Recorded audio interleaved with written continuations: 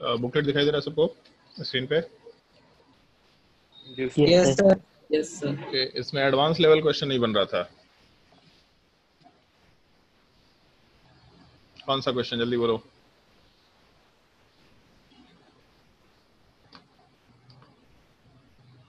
बोलो भाई जल्दी। वैसे तुम लोग को टाइमलाइन दिया था ना कि इतने इस तारीख को डिस्कशन करेंगे। 10 नंबर, ये question number 10। Yes sir. Okay, 5 gram sample of failed spar नहीं होना चाहिए, फेल्ड स्पार होना चाहिए वहाँ पे एक्चुअल में। Contains Na2O K2O and some inert impurity. Inert का मतलब नॉन रिएक्टिव इम्प्योरिटी की बात कर हम लोग, ठीक है। इनर्ट का मतलब ये होता है, इनर्ट गैस सुना होगा क्लास 9th या 10th में। तो अब नॉन रिएक्टिव या नॉन रिएक्टिंग इम्प्योरिटी की बात कर रहा है। Is dissolved in dilute HCl solution and NaCl KCl are formed separately, ठीक है। NaCl और KCl वाले पार्ट का फॉर्मेशन हो जाएगा अलग से। फिर उसके बाद आगे मेंशन किया है, अच्छा, form are form are separated by fractional distillation, ठीक है। फ्रैक्शनल डिस्टिलेशन से सेपरेट कर रहे हैं, कोई दिक्कत नहीं है। फिर during crystallisation some less soluble impurities also come out.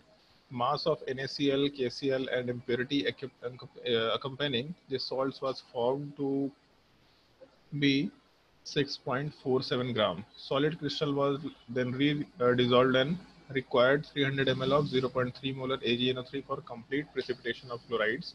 The precipitate to precipitate this, the precipitate obtained, अच्छा यहाँ this नहीं होना चाहिए, the precipitate obtained was found to contain 4.23% insoluble impurity. Determine mass percentage of Na2 and K2 in the original sample. वैसे बहुत बड़ा सवाल है, तो एक बार फिर से इस चीज को एक्सप्लेन कर रहे हैं, स्टेप बाय स्टेप एक्सप्लेन कर रहे हैं। सवाल में ऐसा मेंशन किया 5 ग्राम सैंपल है जिसमें Na2 और K2 दे रखा और कुछ इम्प्योरिटी है। तो ऐसा मान लेते हैं हम लोग कैलकुलेशन के टाइम पे कि हम लोग का Na2 वाला पार्ट x ग्राम है, K2 वाला पार्ट y ग्राम है। तो टोटल 5 ग्राम में हम लोग का अगर x ग्राम वाला पार्ट Na2O वाला पार्ट है, K2 वाला पार्ट y ग्राम है, तो बाकी बचा पार्ट हम लोग आराम से 5 माइनस एक्स प्लस वाई के बराबर कंसिडर कर सकते हैं। तो इम्प्योरिटी वाला part 5 minus x plus y के बराबर हो जाएगा। फिर इस चीज़ को हमने डिजोल्व किया डाइल्यूट HCl में। तो K2O वाला पार्ट जब HCl में डिजोल्व करेंगे तो K2O बेसिकली K प्लस में कन्वर्ट होगा और O2 माइनस में कन्वर्ट होगा। तो K प्लस वाला पार्ट Cl माइनस के साथ कंबाइन करेगा और O माइनस वाला पार्ट आराम से H प्लस के साथ कंबाइन करके H2O का फॉर्मेशन कराएगा। तो बेसिकली अगर हम लोग इस रिएक्शन में K2O या Na2O का रिएक्शन HCl के साथ कराते हैं, उसको डिजोल्व कराते हैं HCl वाले पार्ट में, तो वहां से हम लोगों को KCl मिलेगा और H2 वाला पार्ट मिलेगा। तो यहाँ से KCl मिल गया, NaCl मिल गया और H2 अपने काम का नहीं है। फिर उसके बाद बोला है NaCl and KCl formed are separated by fractional crystallisation. Crystallisation word use किया है, मतलब हम लोग सॉलिडिफिकेशन करा रहे हैं, तो H2O को हम लोग रिमूव कर रहे हैं। तो इस केस में जब हम लोग क्रिस्टलाइजेशन के थ्रू इसको सेपरेट करा रहे हैं तो ठीक है, सेपरेशन तो हो ही जाएगा। फिर उसके बाद during crystallisation some less soluble impurities also come out. जब हम लोग क्रिस्टलाइजेशन करा रहे हैं तो जो भी लेस सॉल्युबल इम्प्योरिटी है वो भी निकल के आया, ठीक है, चलो मान लेते हैं। मास of NaCl, KCl and impurity accompanying these salts was found to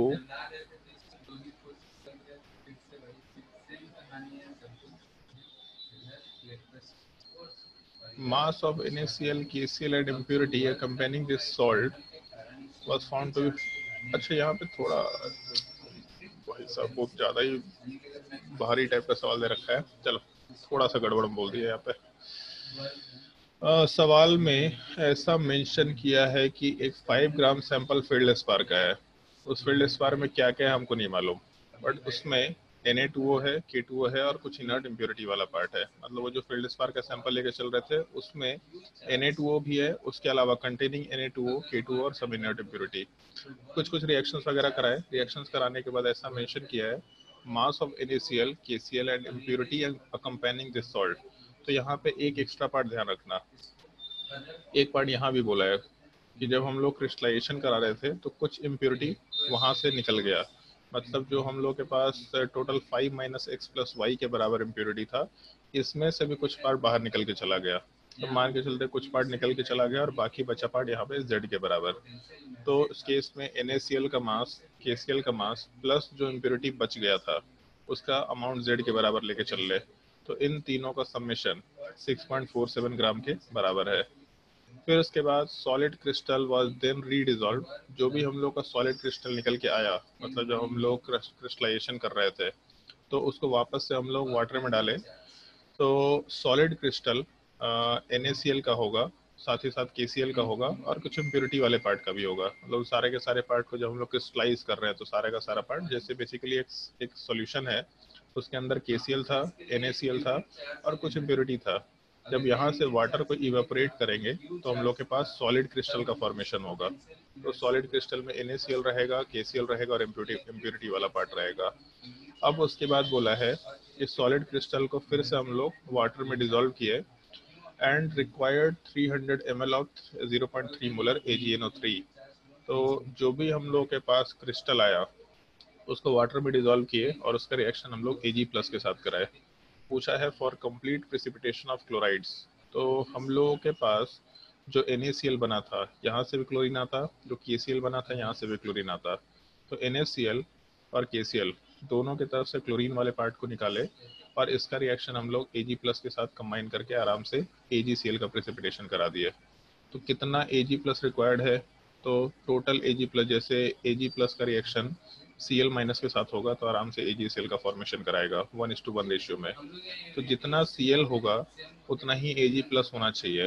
तो Ag प्लस तो हम लोग यहाँ से निकाल सकते हैं 300 ml 0.3 मोलर, यहाँ से Ag प्लस का कंसंट्रेशन निकल के आ जाएगा। तो Cl माइनस जो NaCl की तरफ से और जो KCl की तरफ से आया होगा ये भी आराम से वहाँ से रिलेट कर सकते हैं। ऑल्दो हम लोग X और Y के टर्म में काम कर रहे हैं, लेकिन X और Y में एक रिलेशन डेफिनेटली निकल के आएगा यहाँ से, जो हम लोग यहाँ से कंसिडर कर सकते हैं। फिर उसके बाद बोला द प्रेसिपिटेट, ये दिस नहीं होना चाहिए यहाँ पे, obtained was found to contain 4.23% of insoluble impurity. जो भी प्रेसिपिटेशन हुआ उस प्रेसिपिटेशन वाले पार्ट के अलावा हम लोग के पास कुछ इम्प्योरिटी वाला पार्ट भी था। तो पूरे प्रेसिपिटेट के साथ जो हम लोगों का मास निकल के आया होगा उस मास वाले पार्ट में हम लोगों के पास इनसॉल्युबल इम्प्योरिटी का भी मास है, जिसका परसेंटेज वाला पार्ट 4.23 के बराबर है। तो ओवरऑल 3 रिएक्शन है यहाँ पे। पहला रिएक्शन Na2 और K2O वाटर के साथ, सॉरी HCl के साथ कंबाइन करेगा तो NaCl और KCl बनाएगा। एक यहाँ रिएक्शन आया। दूसरा रिएक्शन ऐसा बोला है कि हम लोग क्रिस्टलाइजेशन करा के कुछ इम्प्योरिटी को वहां से हटाए। ये रिएक्शन तो खैर नहीं है बट फिर भी हम लोग इस चीज को कंसिडर करेंगे। फिर उसके बाद एक इक्वेशन यहाँ से है कि जो इम्प्योरिटी बच गया वो इम्प्योरिटी वाला पार्ट हम लोग Z के बराबर मास लेके चल रहे थे, Z प्लस NaCl के मोल्स प्लस KCl के मोल्स, और वहाँ मोल्स वाले पार्ट से नंबर ऑफ मोल्स, ये सॉरी मास निकाल सकते हैं। वहाँ से 6.47 ग्राम अपना टोटल मास निकल के आया। फिर NaCl और KCl का रिएक्शन हम लोग AgNO3 के साथ कराए। एक काम करेंगे क्योंकि बहुत बड़ा सवाल है तो मेरे हिसाब से एक्सप्लेन करने के बाद भी डिफिकल्टी होगा। इस क्वेश्चन का हम properly step by step solution लिख के ये काम कर लेंगे। तो पूरा का पूरा स्टेप लिख करके सारा का सारा सॉल्यूशन लिख करके उसको वीडियो के थ्रू एक्सप्लेन कर देंगे आज, और एक्सप्लेन करके उसका वीडियो अपलोड कर देंगे। उस चीज को देख लेना क्योंकि काफी बड़ा सवाल है, हम समझा भी देंगे तो भी कैलकुलेशन बहुत रिगोरस होगा इसमें। तो इस सवाल को रहने दो, इस सवाल को हम क्लास में मतलब अलग से वीडियो बना करके एक्सप्लेन कर देंगे तो तुम लोग के लिए ये चीज आसान हो जाएगा। और इसमें सवाल बहुत अच्छा ऐसा है। क्वेश्चन बहुत सारे हैं। क्या? इसमें सिर्फ और भी ऐसे क्वेश्चन है। हाँ एकदम है ऐसे क्वेश्चन। तो तुम लोग को बोला है कि एडवांस लेवल का एक ही क्वेश्चन बनाना है पर डे, उससे ज्यादा नहीं बनाना है। एक क्वेश्चन ट्राई करो एडवांस लेवल का, उतने में ही तुम लोग का 1 घंटा निकलेगा। ये क्वेश्चंस आसान नहीं है, क्वेश्चंस बहुत डिफिकल्ट है।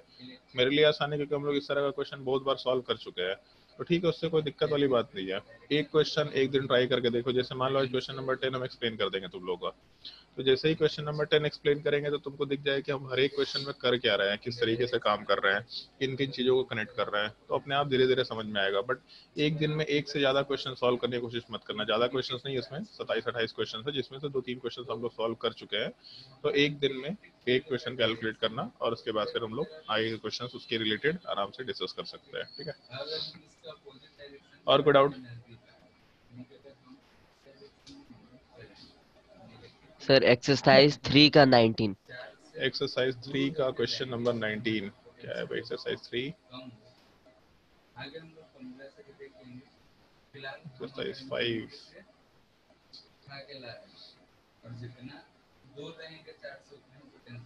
एक्सरसाइज 3 का क्वेश्चन नंबर 19 19 ये Yes, sir. the total number of ions present in 1 ml of 0.1 molar BaNO3 total number of ion present तो इस केस में 1 ml दे रखा है, इसका मतलब 0.1 10 to the power minus 4 के बराबर हो जाएगा वैल्यू, और यहाँ से 3 आयन इंटू 3 के बराबर कंसिडर कर सकते हैं, और into 6.023 into 10 to the power 23 तो 18 मतलब 10 to the power minus 3 हो जाएगा, 1.8 इंटू 10 to the power 20 ऐसा कुछ आंसर आना चाहिए, 1.8 into 10 to the power 20 ये option third, 3 into 6.02 into 10 to the power 19 चलो ध्यान दो, जैसे सवाल में BaNO3 दे रखा है, BaNO3 होल ट्वाइस, और इसका कंसंट्रेशन वाला पार्ट कुछ दे रखा है, इसका वॉल्यूम वाला पार्ट दे रखा है, ठीक है। तो कंसंट्रेशन का फॉर्मूला होता है number of moles per volume, मतलब number of moles is equal to concentration into volume. तो कंसंट्रेशन कितना है 0.1 के बराबर, और वॉल्यूम कितना दे रखा 1 ml के बराबर। तो ml को हम लोग हमेशा लीटर में कन्वर्ट करके रखेंगे अगर हम लोग को नंबर ऑफ मोल्स निकालना है तो 0.1 into 10 to the power minus 3 मतलब basically 10 to the power minus 4 निकल के आ गया पहला चीज। अब BaNO3 में एक हम लोग के पास Ba2 प्लस है और 2 नाइट्रेट आयन है, तो सवाल में पूछा है टोटल नंबर ऑफ आयंस कितने हैं, टोटल नंबर ऑफ आयंस। तो हम लोगों के पास जितने बेरियम नाइट्रेट होंगे हर एक में 3 आयंस होंगे, एक बेरियम 2 प्लस का और 2 नाइट्रेट आयन वाले पार्ट का, तो इसका मतलब टोटल 3 आयंस है। तो एक मॉलिक्यूल में 3 आयंस है, 2 मॉलिक्यूल में उसके हिसाब से कैलकुलेट करेंगे। तो जब नंबर ऑफ मोल्स मालूम है तो यहाँ से हम लोग नंबर ऑफ मॉलिक्यूल्स निकाल सकते हैं एवोगाड्रो नंबर से मल्टीप्लाई करके, 6.02 into 10 to the power 23 into 10 to the power minus 4 number of moles into Avogadro number, तो ये कैंसिल आउट होगा, आएगा यहाँ पे 19, और एक मॉलिक्यूल में 3 आयंस है तो इंटू 3 करेंगे तो 3 into 6.02 into 10 to the power 19 option third वाला पार्ट आराम से आंसर कंसिडर किया जा सकता है। और कोई डाउट? सर एक्सरसाइज 1 का 30 एक्सरसाइज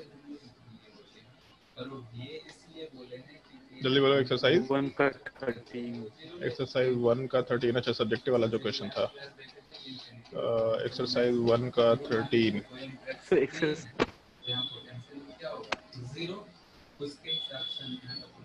ये सवाल क्वेश्चन नंबर 13 जल्दी बोल। हाँ sir. Okay yes sir exercise 1 के 13 वाले पार्ट में एक मिनट, सवाल में बोला है calculate the percent of barium oxide in 29 gram of mixture of barium oxide plus calcium oxide which just react with 100.8 ml of 6 molar HCl। यार ये तो बनने लायक सवाल है, एकदम बनने लायक सवाल है। चलो मान लो कि बेरियम ऑक्साइड का परसेंटेज निकालना है, इसको x मान लेते हैं। ये रिएक्शन क्वांटिटेटिवली होगा, क्या होगा? क्वांटिटेटिवली। अरे क्वांटिटेटिवली क्वालिटेटिवली ये वर्ड का मतलब मालूम है क्या, क्या डिफरेंस होता है? हम लोग जो भी 100% नहीं 100% नहीं, क्वांटिटेटिवली का मतलब होता है जहाँ पे हम लोग कैलकुलेशंस करते हैं, क्वालिटेटिवली का मतलब जहाँ पे हम लोग ऑब्जर्वेशन देख के मालूम कर सकते हैं कौन सा कंपाउंड है। जैसे 10th क्लास में सुना था लिटमस पेपर, एसिड में जब जाता है तो रेड कलर, बेस में ब्लू कलर होता है, तो क्वालिटेटिव एनालिसिस हो गया। जब कैलकुलेशन करते हैं तो क्वांटिटेटिव हो गया। तो कैलकुलेशन में हम लोग के पास बस ये बोला है बेरियम ऑक्साइड का परसेंटेज निकालना है एक मिक्सचर में, 29 ग्राम का मिक्सचर है बेरियम ऑक्साइड और कैल्शियम ऑक्साइड का। तो मान लेते हैं कि बेरियम ऑक्साइड वाला पार्ट x के बराबर है, असम्पशन लेके चल लेते हैं। अगर बेरियम ऑक्साइड x ग्राम के बराबर है तो कैल्शियम ऑक्साइड कितना हो जाएगा, 29 माइनस x के बराबर लिख सकते हैं। अब जब नंबर ऑफ मोल्स निकालेंगे तो बेरियम ऑक्साइड का मोलर मास कितना हो जाएगा, बताओ भाई। 137 प्लस कितना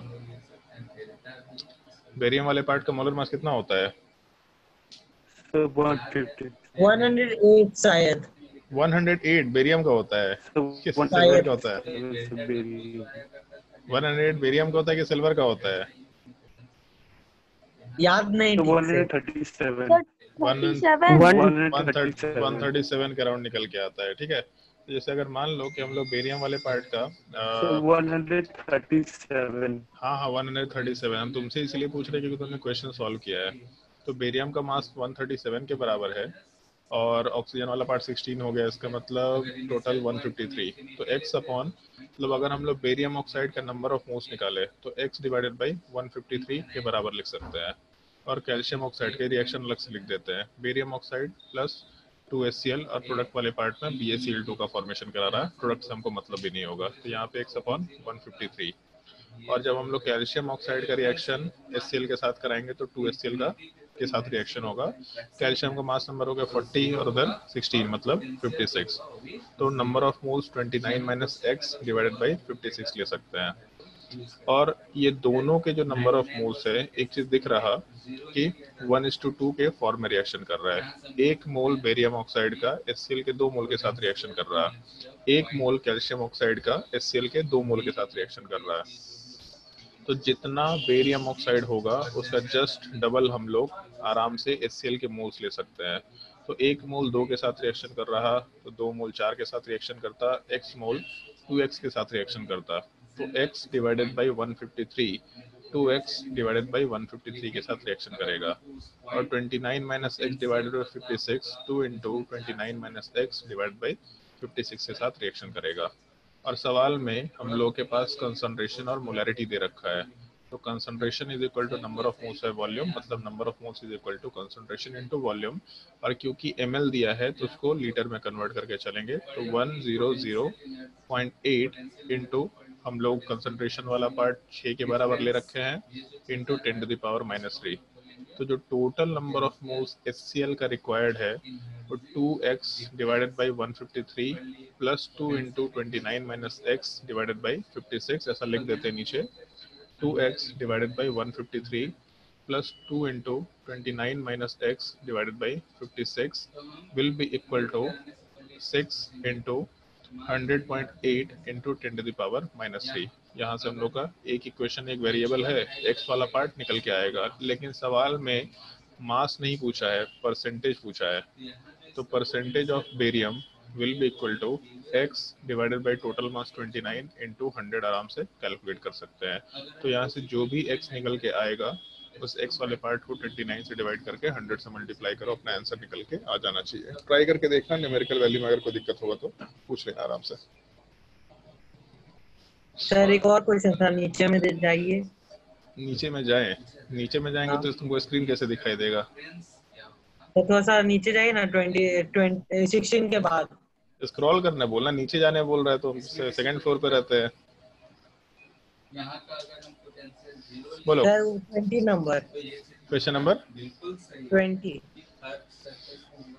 A plant virus is found to consist of uniform symmetrical particle of 150 angstrom in diameter and 500 angstrom long. ठीक है, symmetrical particle diameter, ठीक है। The specific volume of the virus is 0.75 centimeter cube per gram. If the virus is considered to be a single particle, find its molecular weight. अबे चपंडुक आदमी, ये chemistry का सवाल है जी, शर्म आ रहा है पूछते वक्त। सर कहीं का भी है सर, इसका सर मास, एक मॉलिक्यूल का mass sir 7.09 into 10 to the power 7 कैसे हो सकता है? क्या क्या 7.09 इंटू 10 टू द पावर 7 कैसे हो सकता है इसका आंसर? दिक्कत क्या है? एक मॉलिक्यूल के मास में हो सकता होगा, अपने को क्या जाता है। सर इतना छोटा सा है, उसका मास इतना कैसे हो सकता है? अब ये तो हमको नहीं मालूम क्या होगा। नहीं, हमको आंसर नहीं पता कि क्या है, हमको आंसर नहीं मालूम क्या है, बट हो सकता है तो हो सकता है, नहीं है तो नहीं है। आंसर में कितना दे रखा है? आंसर में यही दिया हुआ था, क्या 7.09 into 10 to the power 7। 7.09 into मेरा 10 कुछ और आंसर आया था। अच्छा, तो दिक्कत ये बोलना कि तेरा कुछ और आंसर आया था। सवाल में देखो भाई, ऐसे सब लोगों के लिए एक जनरल सवाल है, बहुत ही सिंपल सा सवाल है एक्चुअल में, कोई ज्यादा इसमें दिक्कत नहीं है, बस कैलकुलेशन थोड़ा रिवर्स है और 9th 10th का सवाल है। पहला चीज, A plant virus is found to consist of uniform symmetrical particle. हमको नहीं मालूम कौन सा शेप है, बट यूनिफॉर्म सिमेट्रिकल पार्टिकल जिसमें डायमीटर वाला पार्ट 150 एंगस्ट्रॉम दे रखा और 500 एंगस्ट्रॉम लॉन्ग हम लोग का वो दे रखा है, क्या बोलते हैं, लेंथ वाला पार्ट दे रखा। तो कौन से शेप की बात कर रहे हैं हम लोग? सिलेंडर। सिलेंडर। सोच के देखो, डायमीटर दे रखा और हम लोग के पास 500 एंगस्ट्रॉम लॉन्ग वो शेप वाला पार्ट दे रखा है, तो कौन से शेप की बात कर रहे हैं? सिलेंडर ही होगा। पक्का? हाँ। नहीं हुआ तो फिर से सोचा जाएगा। सिलेंडर एक पॉसिबिलिटी हो सकता है, लेकिन ऐसा जरूरी नहीं कि सिलेंडर हो। ठीक है, डायमीटर सिलेंडर में होगा और लेंथ भी होगा, बट अगर मान लो कि हम लोग इसको इस शेप में रखें, ऐसा इस शेप में रखें इसको, तब भी तो इस केस में डायमीटर और लेंथ ही होगा। ये लेंथ है और ये डायमीटर वाला पार्ट है, और डायमीटर वाला पार्ट एक्चुअल में यही निकल के आएगा। तो सिलेंडर शेप थोड़े ना है, कोई दोनों में डिफरेंस एक्चुअल में नहीं है। ये सिलेंडर वाले पार्ट में यहाँ से इस चीज़ को कट किए और दूसरे साइड अडॉप्ट कर दिए, तो वॉल्यूम ऑफ सिलेंडर ही निकल के आएगा, बट हम लोग को इस शेप से कोई लेना देना नहीं है। तो हम लोग को एक चीज़ अभी तक मालूम पड़ गया होगा कि अगर हम लोग एरिया निकालते हैं तो एरिया वाले पार्ट पर लेंथ वाले पार्ट को ब्रेड्थ से मल्टीप्लाई करते हैं। जब हम लोग को वॉल्यूम निकालना होता है तो हाइट से भी मल्टीप्लाई करते हैं। तो अगर डायमीटर है तो डायमीटर का मतलब हो गया उसका एरिया पाई आर स्क्वायर से निकाला जा सकता है, और उसको जब हम लोग लेंथ से या हाइट से मल्टीप्लाई करेंगे तो उस केस में हम लोग को वॉल्यूम निकल के आएगा।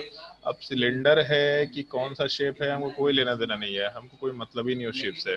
हम लोग का वॉल्यूम निकाला जा सकता है, ये हमको मालूम है। तो हम लोग आराम से पाई आर स्क्वायर एच वाले पार्ट से वॉल्यूम निकाल के काम कर लेंगे। तो पहले तो डायमीटर दे रखा और यहाँ लेंथ दे रखा, तो यहाँ से वॉल्यूम वाला part pi r square h से निकाल लिया। शेप क्या है कोई मतलब नहीं। दूसरा, ये टर्म शायद जिंदगी में नहीं सुना हो कभी, स्पेसिफिक वॉल्यूम। तो कभी कभी अननोन चीजें आती हैं, उसमें यूनिट देख के काम करना। फिजिक्स में यूनिट एंड डायमेंशन शुरू हो गया है। सेंटीमीटर सेंटीमीटर क्यूब पर ग्राम। तो ऊपर हम लोग का वॉल्यूम दे रखा है सेंटीमीटर क्यूब और नीचे मास दे रखा है ग्राम। तो in general density is equal to mass by volume होता है। तो जब मास बाई वॉल्यूम की जगह वॉल्यूम बाई मास है, इसका मतलब हम लोग 1 अपॉन डेंसिटी की बात कर रहे हैं। इस चीज़ को स्पेसिफिक वॉल्यूम भी बोल दिया है। तो इस केस में स्पेसिफिक वॉल्यूम दिया तो कोई दिक्कत नहीं है। हम लोग बस उस रिलेशन को, जैसे यूनिट जो दिया था उसमें वॉल्यूम ऊपर था ग्राम नीचे था, इस पार्ट को आराम से गिवन वॉल्यूम से रिलेट करने की कोशिश करेंगे, क्योंकि सवाल में अपने पास वॉल्यूम तो आ ही चुका है। वॉल्यूम वाले पार्ट को जब मास से डिवाइड करेंगे तो हम लोग का स्पेसिफिक वॉल्यूम 0.75 के बराबर होना चाहिए। और हम लोग अपना जो आंसर है वो आइदर सेंटीमीटर के टर्म में रखेंगे, या फिर यहाँ जैसे जो वॉल्यूम निकालो उसको आइदर सेंटीमीटर क्यूब के टर्म में निकालो, या फिर वॉल्यूम को मीटर में निकालना है तो इस चीज़ को मीटर में कन्वर्ट कर लो, लेकिन यूनिट सेम रख के काम करना होगा, पहला चीज़। तो यहाँ से वॉल्यूम हम लोग कैलकुलेट कर चुके थे, पाई आर स्क्वायर एच, ये वैल्यू दे रखा है, यहाँ से मास वाला पार्ट निकल के आ जाएगा। अब उसमें ऐसा बोला है, if the virus is considered to be a single particle, अगर वायरस एक सिंगल पार्टिकल है, फाइंड इट्स मॉलिक्यूलर वेट। तो अगर पूरा का पूरा वायरस एक सिंगल पार्टिकल था, तो एक सिंगल पार्टिकल का मास ही हम लोग मॉलिक्यूलर मास बोल सकते हैं आराम से, मॉलिक्यूलर वेट आराम से बोल करके काम कर सकते हैं, वही अपना आंसर निकल के आ जाएगा। आंसर हम तुम्हारे ऊपर छोड़ रहे हैं, आंसर का कैलकुलेशन क्या होगा। बाकी एक बार आंसर चेक कर लेना ढंग से, जो आंसर दिया है वो क्या दे रखा है। अगर फिर भी दिक्कत होगा तो बता देना, अगर कैलकुलेशन करके उसमें अगर कुछ करेक्शन होगा तो देख लेंगे। चलो आज के लिए बोर्ड डिस्कशन हो गया, बाकी क्वेश्चन हम लोग नेक्स्ट क्लास में डिस्कस। हाँ बोलो sir. Specific volume specific gravity ही होता है? नहीं, स्पेसिफिक ग्रेविटी अलग चीज होता है। स्पेसिफिक ग्रेविटी का मतलब बताया था density of any substance with respect to density of water. और जो जैसे डेंसिटी ऑफ सब्सटेंस ग्राम पर एमएल हो गया, नीचे भी ग्राम पर एमएल हो गया, तो ये तो कैंसिल आउट हो जाएगा, यूनिटलेस क्वांटिटी है। जबकि अपने क्वेश्चन में स्पेसिफिक वॉल्यूम में तो सेंटीमीटर क्यूब पर ग्राम दे रखा, मतलब यूनिटलेस क्वांटिटी तो नहीं है, तो वो चीज नहीं हो सकता। ठीक है, कहीं भी स्पेसिफिक दे रखा होगा इसका मतलब ये नहीं कि हम लोग हमेशा वही टर्म यूज कर लेंगे। Specific gravity is density with respect to water, but यहाँ स्पेसिफिक वॉल्यूम दे रखा, मतलब हम लोग कितना वॉल्यूम पर यूनिट मास के रिस्पेक्ट में बात करें। जैसे डेंसिटी का मतलब होता था मास बाई वॉल्यूम, तो कितना मास पर यूनिट वॉल्यूम में लेके चलता है, मास पर यूनिट वॉल्यूम। लेकिन यहाँ वॉल्यूम पर यूनिट मास दे रखा है कि हम लोग इतना मास लेके चले तो कितना वॉल्यूम आएगा, 2 किलोग्राम मास लेके चले तो कितना वॉल्यूम आएगा, उस चीज को स्पेसिफिक वॉल्यूम बोलने की कोशिश कर रहे हैं। ठीक है, चलो अब क्लास शुरू करते हैं, बहुत डिस्कशन हो गया। नेक्स्ट क्लास में इस चीज का डिस्कशन वापस से हम लोग करेंगे, जो भी क्वेश्चन बचेगा नेक्स्ट क्लास में आराम से डिस्कस कर लेंगे। आज के लिए क्लास शुरू करते हैं ऑर्गेनिक केमिस्ट्री वाले पार्ट का, और उस ऑर्गेनिक केमिस्ट्री वाले पार्ट में सबसे पहला इंट्रोडक्शन हम लोग का यही होगा कि ऑर्गेनिक केमिस्ट्री पढ़ते क्यों है। जैसे सबसे पहले दिन हम लोगों ने डिस्कशन किया था थोड़ा बहुत ऑर्गेनिक केमिस्ट्री वाले पार्ट में कि ऑर्गेनिक केमिस्ट्री का मतलब बेसिकली केमिस्ट्री वाले पार्ट में हम लोग का 3 पार्ट है बेसिकली केमिस्ट्री में। एक तो फिजिकल केमिस्ट्री जो मोल कंसेप्ट था, सबसे डिफिकल्ट पार्ट लोगों को यही लगता है क्योंकि इसमें कैलकुलेशंस करना होता है, बहुत कैलकुलेशंस है। मैथ्स में भी कैलकुलेशन है, फिजिक्स में भी कैलकुलेशन है, केमिस्ट्री में और ज़्यादा गंदा कैलकुलेशन है। अगर कैलकुलेशन वाइज बात करें मतलब न्यूमेरिकल कैलकुलेशंस करना है, उसमें सबसे घटिया कैलकुलेशन केमिस्ट्री में होता है। अगर डिफिकल्टी वाइज बात करें कि कैलकुलेशन आने से पहले कंसेप्ट अप्लाई करना है, तब उस केस में जो सबसे डिफिकल्ट पार्ट होता है फिजिक्स में होता है कि फिजिक्स में यही नहीं मालूम पड़ता कि हम लोग क्या करें फिर ये कैलकुलेशन पे आए। दिखता भी है कि शायद ये करेंगे तो इस कैलकुलेशन पे आएंगे, लेकिन वो कर नहीं पाते हैं। और मैथ्स तो पता ही नहीं चलता करना क्या है, मैथ्स में सवाल ही नहीं समझ में आता करना क्या है, इसमें करे क्या, इसमें स्टेप क्या, समझ में नहीं आ रहा। उसके लिए कुछ एलिमेंट्री क्वेश्चंस करने होते हैं ताकि वो स्टेप्स वाले पार्ट रिलेट करना सीख पाए। उसमें बहुत कैलकुलेशन करना पड़ेगा, बहुत प्रैक्टिस करना पड़ेगा। कैलकुलेशंस रिगरस नहीं होगा, डेसिमल के कैलकुलेशंस नहीं होंगे। मैथ्स में वेरिएबल के टर्म में चीजें आएंगी, सब कुछ कट जाएगा, बट मैथ्स में स्टेप्स फाइंड करना डिफिकल्ट पार्ट होता है कि कौन सा स्टेप दे रखा वही नहीं पता चल रहा। फिजिक्स में स्टेप्स मिल भी जाते हैं बट उसमें कुछ कुछ पार्टिकुलर कंसिडरेशंस का ध्यान रखते हुए काम करना होता है, अदरवाइज हम लोग गलती करते हैं। और केमिस्ट्री में रिगरस कैलकुलेशंस होते हैं, मतलब कैलकुलेशन अभी तो देखा ही नहीं है तुम लोग। मोल कंसेप्ट में एडवांस लेवल में थोड़ा बहुत है अच्छा कैलकुलेशन, बट थोड़ा ही बहुत है। बट एटॉमिक स्ट्रक्चर में जाने पे हालत खराब हो जाएगी तुम लोगों की। हर एक कैलकुलेशन डेसिमल में होगा, मतलब वहाँ पे ऐसा वैल्यू आता है 6.626 into 10⁻34 into 3 into 10⁸ divided by फिर से डेसिमल वाला पार्ट। और डेसिमल वाले पार्ट में मतलब 3.14 इंटू समथिंग 10⁻23 इस टाइप का कुछ वैल्यू चलता है। तो ऊपर भी डेसिमल है और मल्टीप्लिकेशन में डेसिमल, नीचे डिवीजन में भी डेसिमल डेसिमल रहेगा। बहुत गंदा कैलकुलेशन होता है। और अगर सब्जेक्टिव में क्वेश्चन आ गया, इंटीजर टाइप क्वेश्चन आ गया, तो भाई साहब उसमें भी हम लोग को सेकेंड डेसिमल प्लेस तक आंसर निकालना पड़ेगा, क्योंकि अब तो मेन में भी मतलब जेई मेंस में भी सेकेंड डेसिमल प्लेस तक आंसर चाहिए कम से कम, और कहीं कहीं थर्ड डेसिमल प्लेस भी चाहिए। तो कैलकुलेशंस करना सीखना, उसको अवॉइड मत करना, और कभी भूल के भी कैलकुलेटर यूज मत करना।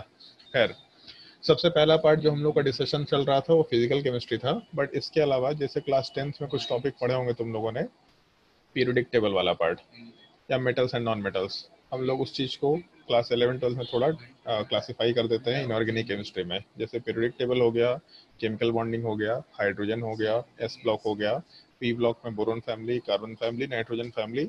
मोस्टली इसमें फैक्ट्स याद रखने हैं और फैक्ट से रिलेटेड क्वेश्चन पूछा जाएगा। और सबसे स्कोरिंग पार्ट इनऑर्गेनिक केमिस्ट्री होता है और सबसे घटिया पार्ट भी इनऑर्गेनिक केमिस्ट्री होता है। हर एक लोगों का यही प्रॉब्लम होता है कि सर याद ही नहीं होता। याद करना पड़ेगा भाई, हमको भी याद नहीं होता था, मतलब मेरा मेमोरी बहुत ही खराब है। अगर जनरलाइजेशन है तो हमको याद रहेगा, बट फैक्ट याद नहीं होता था।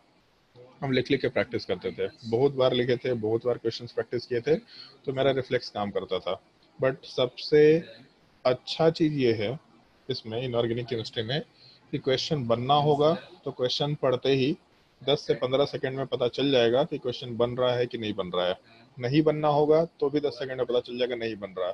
तो आइदर इसमें 4 नंबर मिलेगा या 0 नंबर मिलेगा। जैसे मान लो एक सवाल पूछते हैं कि एवरेस्ट का हाइट कितना है, कितने लोगों को मालूम है एवरेस्ट का हाइट?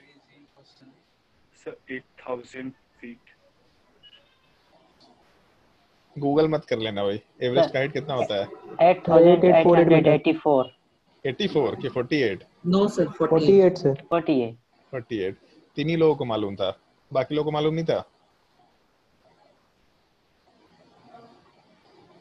बस एग्जैक्टली यही चीज़ है, ये चीज़ सिखाना चाह रहे हैं।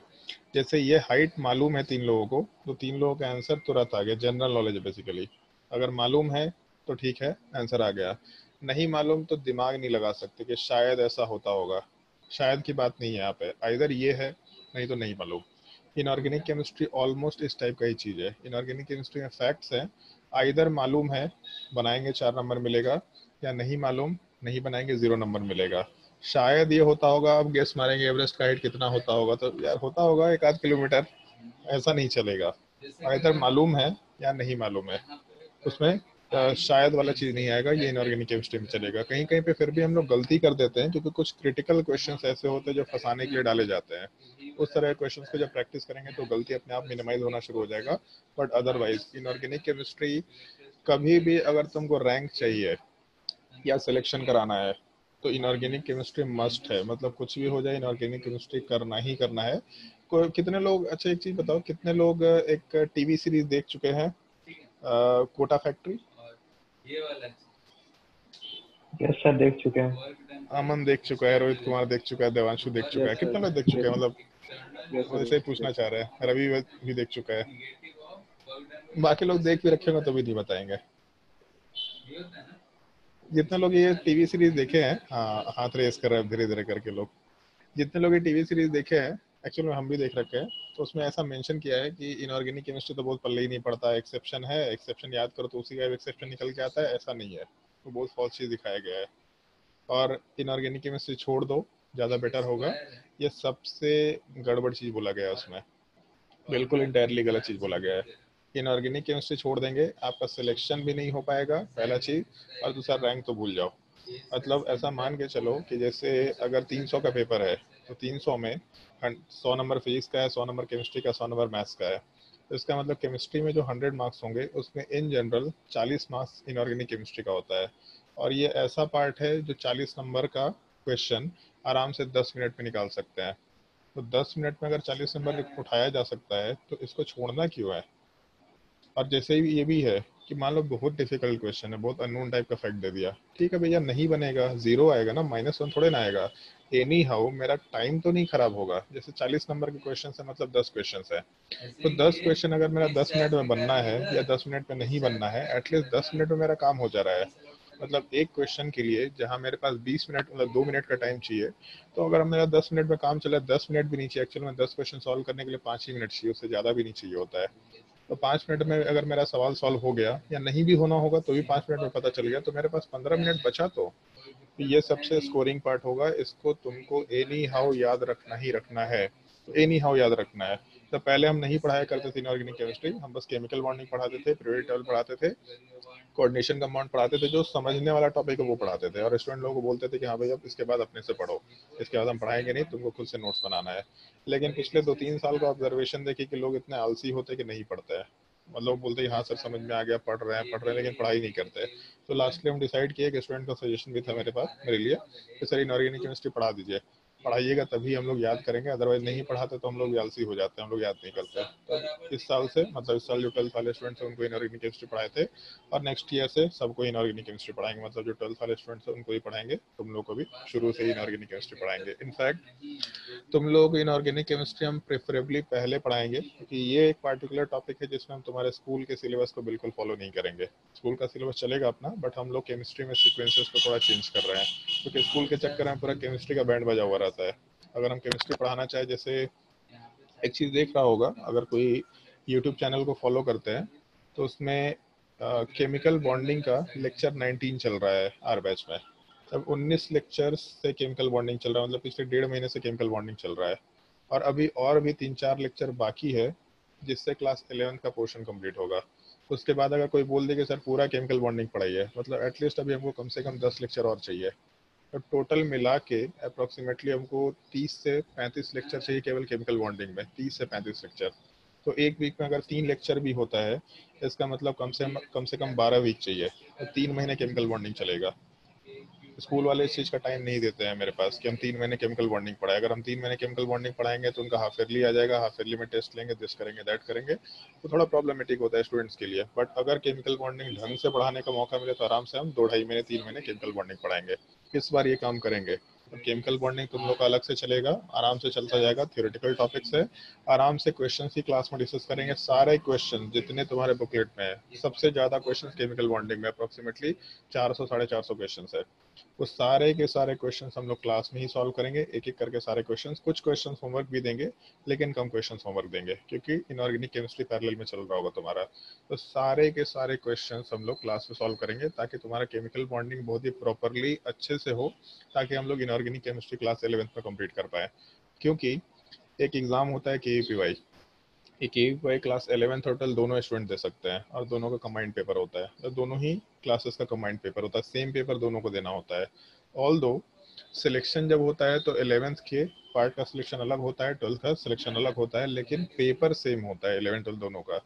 तो जब इनऑर्गेनिक केमिस्ट्री पढ़ के रखेंगे तो उससे सिलेक्शन के चांसेस बढ़ जाएंगे, क्योंकि हल्का टॉपिक है, सीखना आसान होगा, रटना आसान होगा, आराम से इस चीज़ को सीख पाएंगे। तो इस साल हम लोग क्लास 11th में इनऑर्गेनिक केमिस्ट्री का मैक्सिमम पोर्शन, मतलब अप्रोक्सीमेटली 70-75% पोर्शन हम लोग क्लास 11th में कंप्लीट करने की कोशिश करेंगे। अगर हम लोग को फिजिकल केमिस्ट्री में एक टॉपिक कोई बड़ा सा छोड़ना पड़े, जैसे मान लो आयनिक इक्विलिब्रियम है, अगर उस चीज़ को छोड़ना भी पड़े तो कोई दिक्कत नहीं है, बट हम इनऑर्गेनिक केमिस्ट्री इस बार प्रेफरेबली पहले करेंगे। जब हम कोटा में पढ़ रहे थे तो वहाँ भी ऐसा ही था, जैसे वहाँ पे आयनिक इक्विलिब्रियम क्लास 11th में नहीं पढ़ाया जाता था मेरे इंस्टीट्यूट, मतलब रेजिडेंस में। तो बंसल क्लासेस था उस टाइम पे, वहाँ पे थर्मोडायनेमिक्स की क्लास 11th में नहीं पढ़ाया जाता था। वो लोग उसके जगह पे दूसरे टॉपिक्स केमिकल बॉन्डिंग को ज़्यादा एक्सटेंड करके पढ़ाया करते थे। तो हम भी एग्जैक्टली वही फॉर्मेट यूज़ करेंगे, इनऑर्गेनिक केमिस्ट्री वाले पार्ट को इस बार ज़्यादा कंप्लीट करेंगे। और तीसरा एक पार्ट है जो क्लास 10th में एक छोटा सा तुम लोग को आइडिया लगा था, कार्बन एंड इट्स कंपाउंड। तो कार्बन एंड इट्स कंपाउंड वाले पार्ट का मतलब है कार्बन से एसोसिएटेड जो millions and millions of compound है, उन सब को हम लोग एक ही कैटेगरी में डाल रखे हैं, क्योंकि उन चीज़ों को आपस में रिलेट करना थोड़ा आसान है। हर एक पार्ट में कार्बन है, तो कार्बन से रिलेटेड जो भी फैक्ट्स होंगे वो सब भी कॉमन निकल के आते हैं। उस चीज़ को हम लोग ऑर्गेनिक केमिस्ट्री वाले पार्ट में आराम से डिस्कस किया करते हैं। तो पूरे के पूरे 11th 12th के केमिस्ट्री को हम लोग 3 पार्ट में डिवाइड कर सकते हैं, physical chemistry, inorganic chemistry, organic chemistry. In fact कभी भी कोई बुक खरीदेंगे तो उसमें दिख जाता है तुमको ऑर्गेनिक केमिस्ट्री का बुक है, इनऑर्गेनिक केमिस्ट्री का बुक है, या फिजिकल केमिस्ट्री का बुक है। तो जैसे 3 टॉपिक में जहाँ भी न्यूमेरिकल कैलकुलेशन होगा मोस्टली वो सारा का सारा फिजिकल केमिस्ट्री होगा। कुछ टॉपिक्स हैं जो थियोरेटिकल है, जहाँ भी प्योरली फैक्ट ओरिएंटेड रटने वाला पार्ट होगा, केवल फैक्ट ओरिएंटेड टाइप की चीजें होंगी। रिएक्शन भी है तो रटो, मतलब ये रिएक्शन दे रखा है इसको रटो। वहाँ इनऑर्गेनिक केमिस्ट्री वाला पार्ट होगा जिसमें हम लोग नॉर्मली सारे के सारे एलिमेंट्स जो पीरियोडिक टेबल के अंदर एग्जिस्ट करते हैं, उनके प्रॉपर्टीज, उनके रिएक्शंस, उनके कॉम्बिनेशंस को डिस्कस किया करेंगे। और कार्बन से रिलेटेड जितने भी कंपाउंड्स हो सकते हैं, कार्बन से रिलेटेड जितने भी रिएक्शंस हो सकते हैं, उन सारे के सारी चीज़ों को हम लोग ऑर्गेनिक केमिस्ट्री में डिस्कस किया करेंगे। तो अभी के लिए तो खैर जरूरी नहीं है, लेकिन अपने कॉपी में ये बुक का नाम नोट कर लो। एक सर्टेन टाइम के बाद ये बुक परचेज करना होगा तुम लोगों को। वैसे अभी नहीं करना पड़ेगा, क्लास 12th में परचेज करेंगे तो ज़्यादा बेटर होगा। पॉला ब्रूस इसका 3rd एडिशन से लेकर के 7th एडिशन तक बस यही बुक परचेज करना। इसके नीचे का कोई एडिशन परचेज मत करना, 8th एडिशन और से हायर एडिशन भी परचेज मत करना। बहुत ही अच्छा बुक है, पढ़ के बहुत मजा आएगा क्वेश्चंस में। ये बुक को अभी मत खरीदना, जब रिएक्शन वाला पार्ट शुरू होगा तब इस बुक को परचेज करना है। अभी के लिए जो क्लास में पढ़ाएंगे that will be more than sufficient, उससे तुम्हारा काम आराम से चलता चला जाएगा। हाँ, एक चीज है, कुछ लोग हैं जो बुक्स वगैरह रेफर करते हैं, लोग सॉल्व करने की कोशिश करते हैं। तो जैसे ऑर्गेनिक केमिस्ट्री में एक अच्छा बुक है मार्केट में, MS चौहान, चाहे तो एक बुक सॉल्व कर सकते हैं, लेकिन एक बहुत ही सिंपल सा एडवाइस होगा, पहले बुकलेट सॉल्व करेंगे, वर्कशीट सॉल्व करेंगे, तब जाके ये बुक सॉल्व करेंगे। कोई अगर पहले से दिमाग लगाएगा तो बहुत गाली खाएगा मेरे से, इस चीज़ का ध्यान रखना। बुक सॉल्व करना है, आराम से सॉल्व कर। मैंने भी अपने टाइम पे बुक सॉल्व किया था, मैंने अपने टाइम पे खुद से सॉल्व किया था बिना किसी हेल्प के। बुक अच्छा है, लेकिन हम लोग का जो वर्कशीट का क्वेश्चन है वो इससे भी काफ़ी अच्छे लेवल के हैं। जो हम लोग को बुकलेट्स होंगे वो उनके तुम्हारे बेसिक्स को बिल्डअप करेंगे। तो जो भी तुम लोगों को होमवर्क देंगे हम वर्कशीट में और बुकलेट में, पहला काम होगा तुमको वो कंप्लीट करना है। फिर जब वो कंप्लीट हो जाएगा तब फिर उसके बाद आराम से बुक वाले पार्ट को सॉल्व कर सकते हैं, बट पहले ये बुक सॉल्व नहीं करना है। और जिसको MS चौहान सॉल्व करना है वो अपने से सॉल्व कर सकता है, उसको दिक्कत नहीं है। ट्राई करना कि जैसे एक चैप्टर कंप्लीट होगा तो फिर उसके बाद उन क्वेश्चंस को सॉल्व करें। तो इसलिए बुक अभी परचेज करने की ज़रूरत नहीं है, अभी वर्कशीट से और बुकलेट से तुम्हारा काम चल जाएगा। उतना करने के बाद जब एक चैप्टर कंप्लीट होगा तब MS चौहान को खरीदना, और उसके बाद फिर इससे क्वेश्चन आराम से सॉल्व कर सकते हैं। ये बुक सॉल्व करना रिवीजन करने के लिए काफ़ी अच्छा बुक रहेगा, काफ़ी अच्छे क्वेश्चन का कलेक्शन है, मजा आएगा तुम लोग को सॉल्व करके। ठीक है, चलो तो हम लोग टॉपिक शुरू करते हैं, ऑर्गेनिक केमिस्ट्री वाला पार्ट। जैसे सबसे पहला पार्ट तो उसमें यही है, क्लास 10th में भी ये चीज़ सवाल के फॉर्मेट में था कि हम लोग कार्बन को अलग से क्यों पढ़ रहे हैं। मतलब इतने सारे पार्ट हैं, इतने सारे एलिमेंट हैं, तो हम लोग कार्बन को अलग से क्यों पढ़ने की कोशिश कर रहे हैं, या फिर कार्बन को अलग से पढ़ रहे हैं क्योंकि इसमें millions and millions of compound exist करते हैं। तो ऐसा क्यों होता है। 10th क्लास में भी बहुत ही स्टैंडर्ड सवाल रहा करता था, और 11th में भी यही सवाल रहेगा अपने सामने। सवाल नोट कर लो अपने कॉपी में। Why does very large number of organic compounds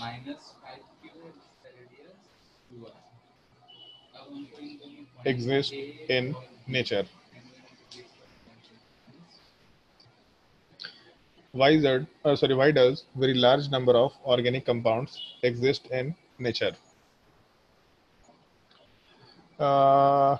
screen पे सबसे पहला नाम हमको दिख रहा है आशीष, अमन का दिख रहा है। हाँ भाई अमन बताओ।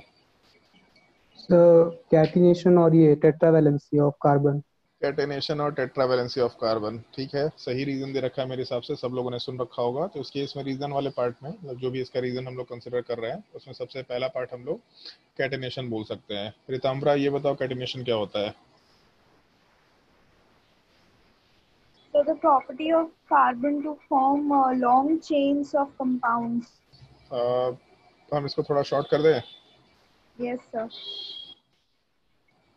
ये सुना था कभी? सर बोर्ड नहीं दिख रहा। सर स्क्रीन नहीं दिख रहा है। अरे यार बिना स्क्रीन के ही तुम लोग काम कर रहे हैं क्या? ओहो, हम इतना सारा चीज स्क्रीन पे लिख रहे थे, तुम लोग को कुछ दिखाई नहीं दिया अभी तक। अच्छा तुम लोग को बुकलेट दिखाई दे रहा होगा, सॉरी चलो ठीक है। क्वेश्चन है अपने पास स्क्रीन पे, why does very large number of organic compounds exist in nature? तो उस केस में सबसे पहला प्रॉपर्टी जो हम लोग कंसिडर करके चल रहे हो कैटेनेशन प्रॉपर्टी है, और उसको छोटे लैंग्वेज में हम लोग ये लिख सकते हैं सेल्फ लिंकिंग प्रॉपर्टी। ये सुना था कभी 10th क्लास में? Yes sir. हाँ, तो अपना डेफिनेशन थोड़ा छोटा हो गया, ठीक है। और दूसरा जो रीजन बताया था अमन, वो है टेट्रावैलेंसी। अब आशीष एक चीज बताओ, टेट्रावैलेंसी का मतलब क्या है? सर कार्बन के पास 4 वैलेंसी होता है, जिसके कारण वो इलेक्ट्रॉन लूज गेन नहीं कर सकता है, इसलिए वो कोवेलेंट बॉन्ड बनाता है उसको। क्या बोल दिया और एक्चुअल में टेट्रावैलेंसी एक्सप्लेन भी नहीं किया, उसको एक्सप्लेन करते करते कहीं आगे निकल गया। टेट्रा का मतलब 4 और वैलेंसी मतलब 4 बॉन्ड बनाने की टेंडेंसी। वैलेंसी का मतलब हम लोग जो कंसंट्रेशन लेके चलते हैं, कंबाइनिंग कैपेसिटी ऑफ एलिमेंट। तो टेट्रा वैलेंसी मतलब कंबाइनिंग कैपेसिटी 4 के बराबर है। तो इस केस में सिंपली ऐसा मेंशन कर सकते हैं, कैन मेक 4 बॉन्ड्स। रौनक है भाई क्लास में? हाँ भाई रौनक। Yes sir. कोई और एलिमेंट के बारे में मालूम है जो कैटेनेशन शो करता है? Sir silicon. Silicon catenation show करता है, चलो ठीक है सिलिकॉन। और कोई? सल्फर। सल्फर और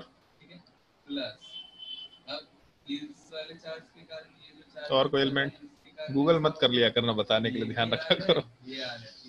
सल्फर, फास्फोरस, सिलिकॉन, ये सब एलिमेंट्स भी कैटेनेशन शो कर सकते हैं, ठीक है। और इससे आगे एक सवाल पूछने वाले हैं भाई, कैन शो कैटेनेशन। उसके अलावा अगर हम लोग वैलेंसी की बात करें तो चलो ठीक है, सिलिकॉन में तो 4 वैलेंसी होता है। कैसे होता है अभी दिमाग नहीं लगाना है, बट 4 वैलेंसी होता है। सल्फर का वैलेंसी 6 हो सकता है मैक्सिमम, और फास्फोरस का वैलेंसी मैक्सिमम 5 हो सकता है। तो एक सवाल ये है कि सल्फर और फास्फोरस ये दोनों कैटेनेशन शो कर रहा है। कार्बन तो 4 ही वैलेंसी शो कर रहा है, मतलब 4 ही बॉन्ड्स बना सकता है, 4 ही कंबाइनिंग कैपेसिटी है। बट सल्फर 6 बॉन्ड्स बना सकता है और फास्फोरस 5 बॉन्ड बना सकता है। तो कैटेनेशन भी शो कर रहा है, ज्यादा बॉन्ड भी बना सकता है। तो सल्फर एंड फास्फोरस ज्यादा कंपाउंड होने चाहिए लॉजिकली, अगर इस डेफिनेशन के हिसाब से चले या फिर इस रीजन के हिसाब से चले। इस कैटेनेशन प्रॉपर्टी और टेट्रा वैलेंसी के वजह से कार्बन के मिलियन कंपाउंड एग्जिस्ट करते हैं। इसका मतलब ये होना चाहिए कि सल्फर और फास्फोरस के कैटेनेशन और टेट्रा वैलेंसी से ज्यादा वैलेंसी होने की वजह से और भी ज्यादा कंपाउंड होने चाहिए। तो हम लोग सल्फर से रिलेटेड कंपाउंड क्यों नहीं पढ़ते अलग से, फास्फोरस से रिलेटेड कंपाउंड क्यों नहीं पढ़ते, इनफैक्ट इसके मिलियंस ऑफ कंपाउंड क्यों नहीं एग्जिस्ट करते? ये मालूम है किसी को? सर ये कोवेलेंट बॉन्ड नहीं बनाता। क्या बात कर रहा है, कौन सी दुनिया में कोवेलेंट बॉन्ड नहीं बनाता? सर कार्बन ज्यादा स्टेबल है इसलिए। कार्बन ज्यादा स्टेबल है, किसने बोल दिया ऐसा? सर उसका सर वैलेंस सेल में सर 4 ही इलेक्ट्रॉन है, तो फुलफिल शेल और शेल ज्यादा स्टेबल होता है इसलिए। अब एक गधा आदमी, कार्बन में वैलेंस शेल में 4 इलेक्ट्रॉन है जबकि सल्फर में 6 इलेक्ट्रॉन है, तो तो इसको 4 इलेक्ट्रॉन चाहिए जबकि दूसरे को 2 ही इलेक्ट्रॉन चाहिए। सर पर ज्यादा स्टेबल तो कार्बन ना है। कौन बोल दिया ऐसा, कहाँ लिखा है ऐसा? सर हाफ फील्ड ज्यादा स्टेबल होता है ना।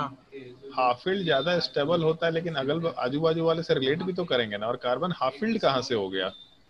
एक तो ऑल्दो हम कॉन्फ़िगरेशन बताया नहीं है, इलेक्ट्रॉनिक कॉन्फ़िगरेशन, तो बाकी लोग कोई चीज हो सकता है नहीं समझ में आ रहा हो, बट ये हाफ फील्ड कॉन्फ़िगरेशन नहीं है भाई। The distance from nucleus. Distance from Nucleus. किसका रीजन है ये? आशीष। आशीष, डिस्टेंस फ्रॉम न्यूक्लियस से क्या होगा ये बताओ।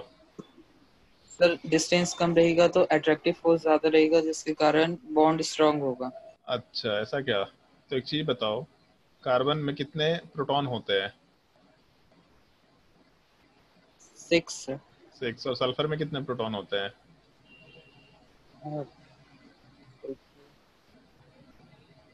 जल्दी बोल। नहीं है मुझे। 16, 16। 1 से लेके 20 तक के एलिमेंट्स का एटॉमिक नंबर, मास नंबर रट करके रखो, ठीक है? ये बिल्कुल याद रखना है। तो सल्फर में अगर 16 प्रोटॉन है तो ज्यादा प्रोटॉन ज्यादा फोर्स ऑफ अट्रैक्शन दिखाएगा। सर शेल भी बढ़ जाता है ना। तो शेल बढ़ता है तो क्या हो गया? ज्यादा प्रोटॉन है तो ज्यादा अट्रैक्शन फोर्स दिखाएगा ना एक्चुअल में। Yes sir. फिर हाँ भाई रवि, कुछ बताना है क्या?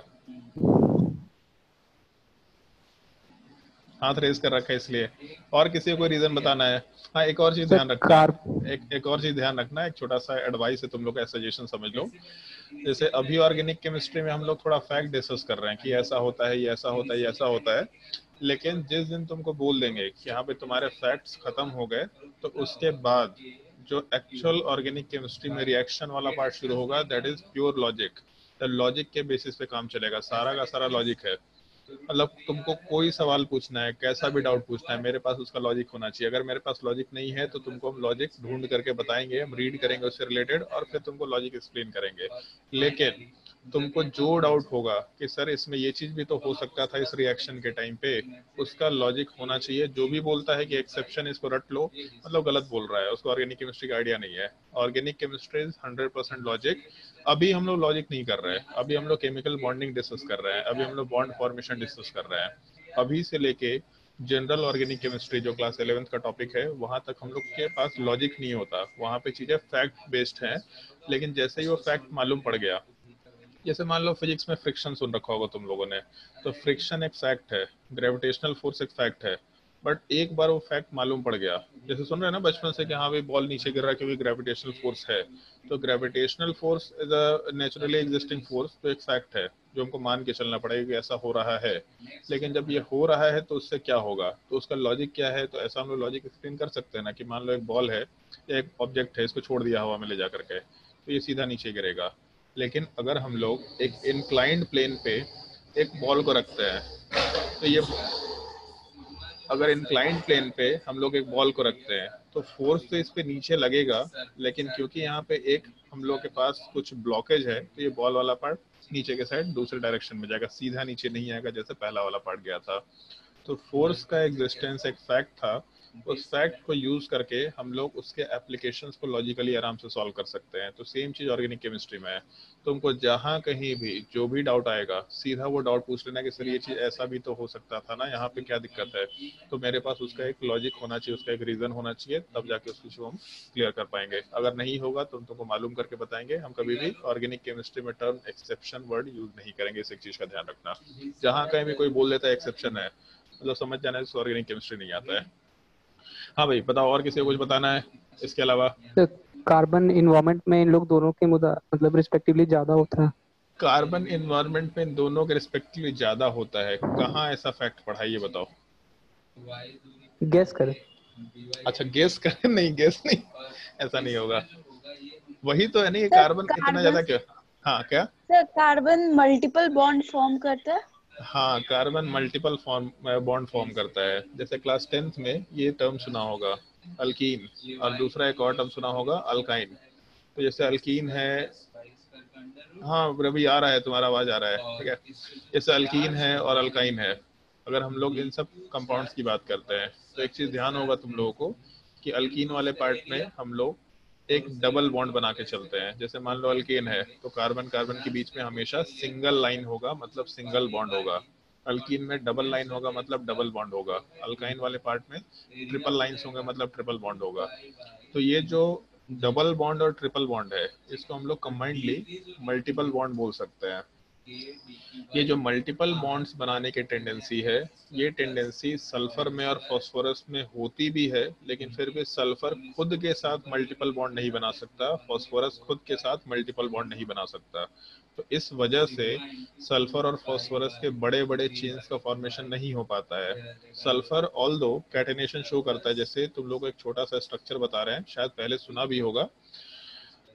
S8 जो है, ये S8 वाला पार्ट क्राउन शेप में एग्जिस्ट करता है, उस एलोट्रॉपिक फॉर्म में। मतलब इस पूरे स्ट्रक्चर वाले पार्ट में सल्फर एक क्राउन के शेप में, जैसे होता है ना कि जो राजा के सर पे जो मुकुट डालते हैं, उस शेप में एग्जिस्ट करता है। इस चीज को बोला जाता है क्राउन शेप, क्योंकि मॉलिक्यूल एग्जिस्ट ही इस फॉर्म में करता है।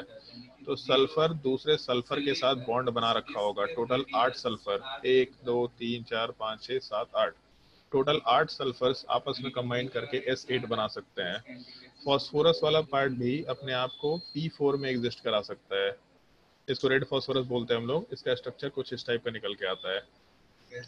ये मॉलिक्यूल का एग्जिस्टेंस हो सकता है, मतलब सल्फर दूसरे सल्फर के साथ बॉन्ड बना सकते हैं, फॉस्फोरस दूसरे फॉस्फोरस के साथ बॉन्ड बना सकते हैं, लेकिन सल्फर डबल बॉन्ड सल्फर बनाना बहुत मुश्किल काम होता है, और फॉस्फोरस डबल बॉन्ड फॉस्फोरस तो बनता भी नहीं है। तो कार्बन वाले पार्ट डबल बॉन्ड बना सकते हैं, कार्बन वाले पार्ट ट्रिपल बॉन्ड बना सकते हैं। इसके वजह से या इसके एप्लीकेशन के वजह से, जो डबल बॉन्ड और ट्रिपल बॉन्ड बना, उसके एप्लीकेशन के वजह से हम लोगों के बहुत सारे कंपाउंड्स का फॉर्मेशन हो सकता है। एक ये पॉइंट एक्स्ट्रा ध्यान रखना होगा। और हो सकता है किसी का सवाल ऐसा हो कि सर मल्टीपल बॉन्ड बनाने से ज्यादा नंबर ऑफ कंपाउंड्स का क्या लॉजिक निकल के आएगा, मतलब मल्टीपल बॉन्ड्स अगर बना रहे हैं तो उससे ज्यादा कंपाउंड से क्या रिलेशन है। तो उसको ऐसा समझ लो, जैसे एक छोटा सा सवाल है, पता नहीं तुम लोग ऐसा कभी ऑब्जर्व किया कि नहीं किया। जो इलेक्ट्रिसिटी का टावर होता है, तो जैसे मान लो 2 टावर है, इसके बीच में हम लोग वायर वाले पार्ट को आराम से कनेक्ट करके रखते हैं। फिर उसके बाद तीसरा टावर है, एक और वायर को कनेक्ट कर दिया। मतलब नॉर्मली ये देखा होगा कि पहले और दूसरे टावर के बीच में एक वायर वाला पार्ट एक्सटेंड हो रखा है। फिर सेकंड और थर्ड के बीच में भी एक टावर है। तो ऐसा क्यों नहीं कर दिया, मतलब हम लोग ये 2 टावर क्यों लगाए? टावर की वजह से हम लोग अपना एक्स्ट्रा मेटल क्यों खराब किया? उससे अच्छा वायर बना देते हैं, पूरा सीधा पहले टावर से तीसरे टावर को मिला दिया, वायर को कनेक्ट कर दिया। ऐसा क्यों नहीं कर रहे हैं? 2 टावर हम लोग, मतलब 3 टावर क्यों लेके काम कर रहे हैं जब मेरा 2 टावर में काम हो जाता? तो क्या रीजन रहा होगा? जिसको आंसर देना है दे सकते हैं। हाँ सर, वायर हवा से ज्यादा जमीन पे नजर आएगा। वायर हवा से ज्यादा जमीन पर नजर आएगा सर। अच्छा, तो बढ़िया है ना, जमीन पे जो जाएगा उसका भी काम बढ़िया हो जाएगा, मोह माया से मुक्ति मिल जाएगा उसको। ऐसे भी दुनिया में जमीन पे जो लोग रह रहे हैं सब मोह माया में पड़े हुए हैं। तुम लोग देखो मोह माया में पड़ी हुई हो, पढ़ाई लिखाई करने में लगे पड़े हैं। एग्जाम होगा नहीं होगा, जिंदा रहेंगे नहीं रहेंगे नहीं मालूम, लेकिन हाँ पढ़ाई करेंगे। हम लोग उसी मोह माया में पड़े हुए हैं, एग्जाम होगा नहीं मालूम, लेकिन क्लास लिए जा रहे हैं। तो सब मोह माया से मुक्ति मिल जाएगा अगर वायर जमीन पे पड़ा रहेगा तो। हाय बताओ और कोई? सर सीधा रहेगा तो हीट और ये टेम्परेचर चेंज की वजह से वो टूट भी सकता है। हीट और टेम्परेचर की वजह से टूट क्यों सकता है? चलो ठीक है, मान लो वो एक्सपैंड करेगा ना हीट। चलो ठीक है, तुम्हारे लिए हम जिंदगी थोड़ा डिफिकल्ट करते हैं, हम सीधा नहीं रख रहे हैं, हम इसको टेढ़ा कर रहे हैं, सब घुमा देते हैं। अब बताओ अब क्या दिक्कत? वो तो हमको डायग्राम बनाना था कनेक्शन में, तो इसीलिए बीच का टावर हम कंफ्यूज ना करें, इसलिए हम स्ट्रेट लाइन बना दिए थे। हम ऐसे आराम से झूला हुआ बना देंगे, झूला भी झूल सकते जिसपे। अब बताओ, यानी 3 टावर की जगह 2 ही टावर क्यों नहीं यूज करें? हाँ एक लॉजिक हो सकता है कि सर जैसे रास्ता चेंज करना, अगर मान लीजिए जैसे ऐसा है कि एक ये क्या बोलते हैं तुम्हारा, मतलब एक जो बेस स्टेशन है इलेक्ट्रिसिटी का वो यहाँ पे है, दूसरा बेस स्टेशन यहाँ पे, तीसरा यहाँ पे है। तो यहाँ से इधर जाते वक्त तो हम लोग को टावर चाहिए होगा 3, और उसके अलावा कोई ऑप्शन नहीं है। लेकिन अगर स्ट्रेट लाइन में जाना है तो स्ट्रेट लाइन में जाता वक्त इसमें क्या दिक्कत है? और कोई रीजन किसी के पास? सर वेट नहीं झेल पाएगा उतना। वेट नहीं झेल पाएगा, क्या होगा दिक्कत उससे? सर तो टूट ना जाएगा। हाँ एग्जैक्टली। जैसे अगर लंबा वायर होगा तो वायर बेसिकली मेटल है, जितना ज्यादा लेंथ होगा उतना ही ज्यादा मास आएगा यहाँ पे, और जितना ज्यादा मास आएगा तो ये पूरे के पूरे वायर में जो स्ट्रेन है, वायर में जो टेंशन है वो ज़्यादा क्रिएट होगा। जैसे मान लो एक रस्सी है, ठीक है, उसको दोनों तरफ से बांध रखा है, तो उसको अगर हम लोग खींचना शुरू कर दे, एक तरफ से फोर्स लगाना शुरू कर दे, तो रस्सी टूटने के टेंडेंसी में आएगा। जितना ज़्यादा फोर्स लगाएंगे उतना ज़्यादा टूटने के टेंडेंसी में आएगा।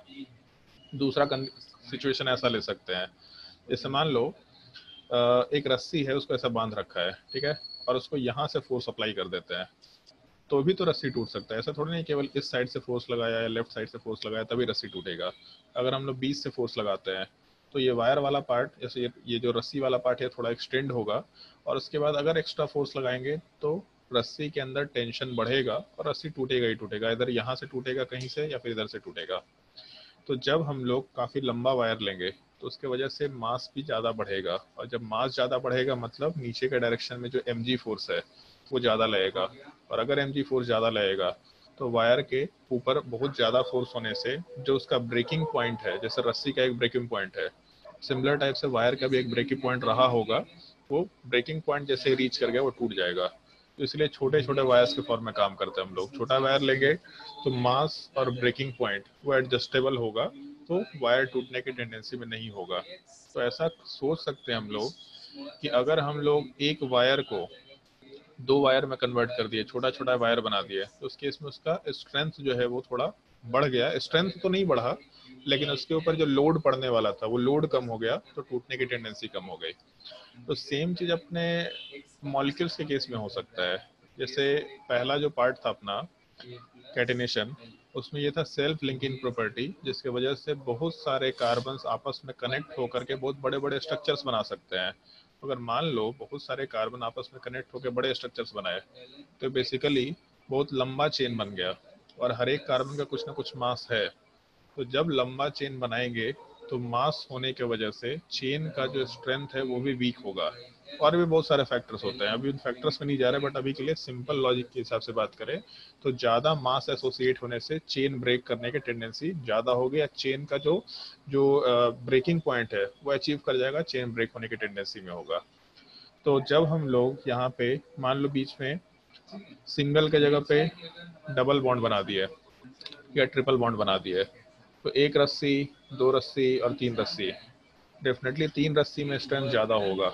तो जब हम लोग इस लार्जर कार्बन चेन में मल्टीपल बॉन्ड्स बनाएंगे तो मल्टीपल बॉन्ड्स के एग्जिस्टेंस की वजह से कंपाउंड के अंदर चेन का स्ट्रेंथ इंक्रीज कर जाता है, और जब चेन का स्ट्रेंथ इंक्रीज करता है तो ये चेन ब्रेक कर पाना फिर थोड़ा मुश्किल होता है, या फिर चेन के ब्रेक होने की टेंडेंसी थोड़ी रिड्यूस हो जाती है।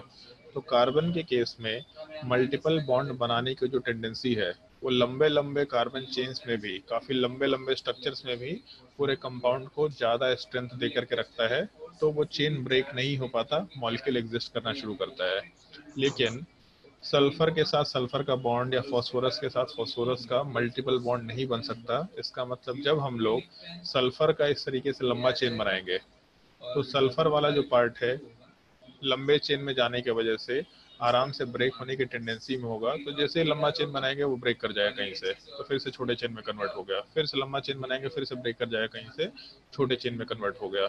इसमें बहुत लार्जर कंपाउंड्स की बात नहीं कर सकते हम लोग, अगर बहुत लार्जर चेन्स की बात नहीं कर सकते, तो उससे रिलेटेड जितने पॉसिबल कंपाउंड्स के कॉम्बिनेशन हो सकते हैं उनकी भी बात नहीं कर सकते हम लोग।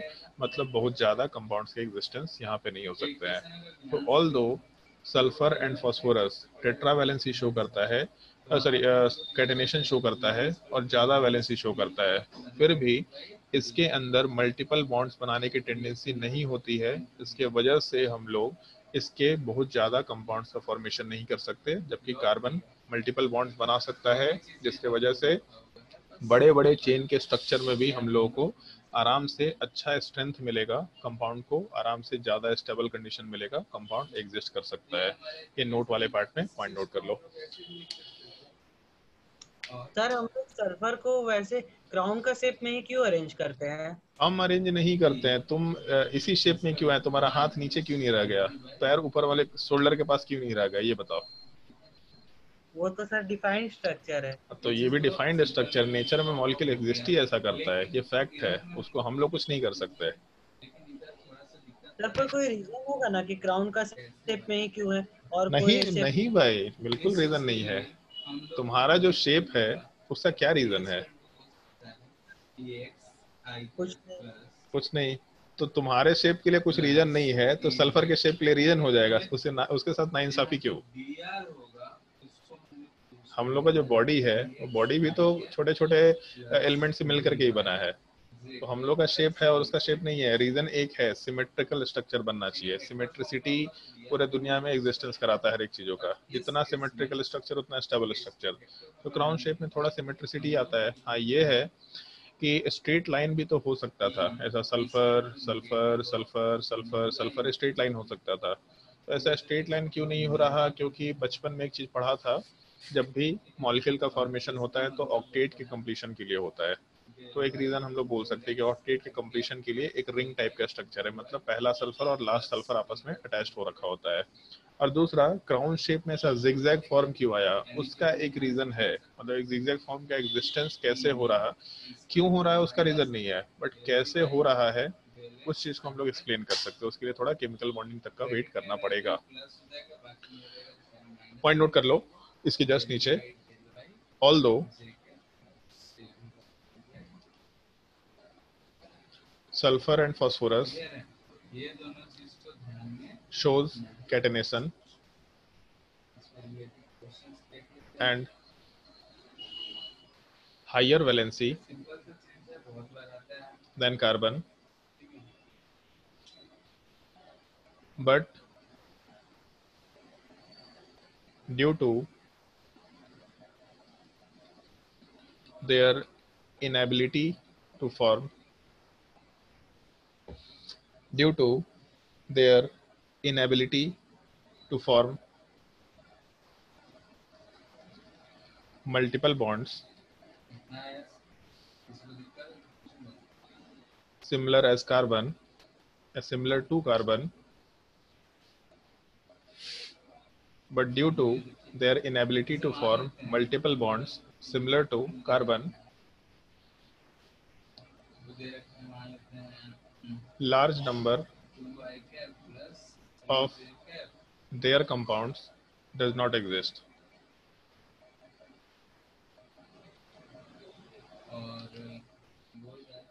Large number of their compounds does not exist.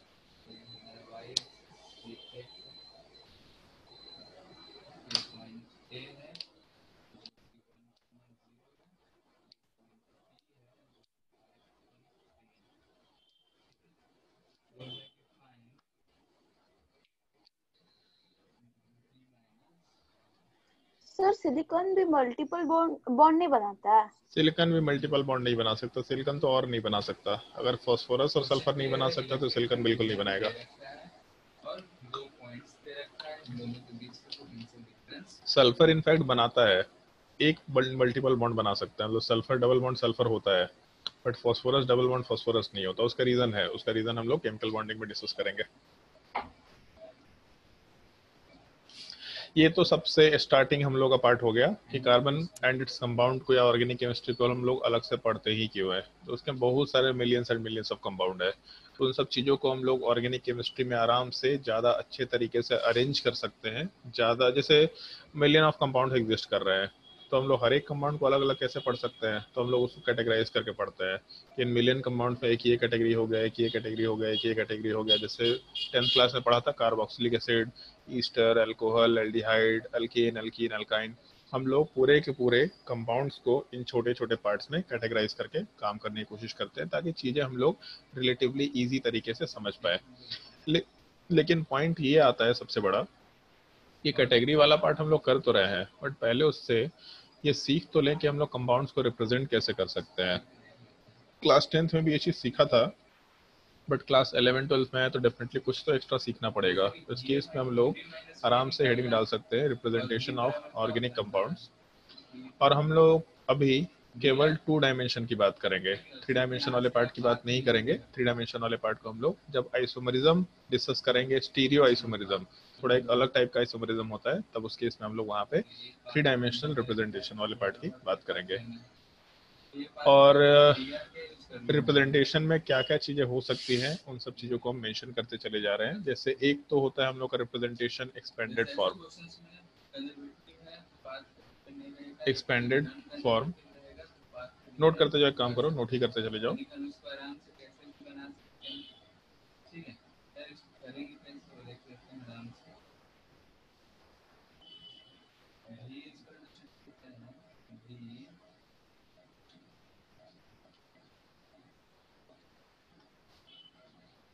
एक एक्सपेंडेड फॉर्म होगा, दूसरा कंडेंस्ड फॉर्म होगा, और तीसरा हम लोग टर्म यूज करते हैं बॉन्ड लाइन स्ट्रक्चर।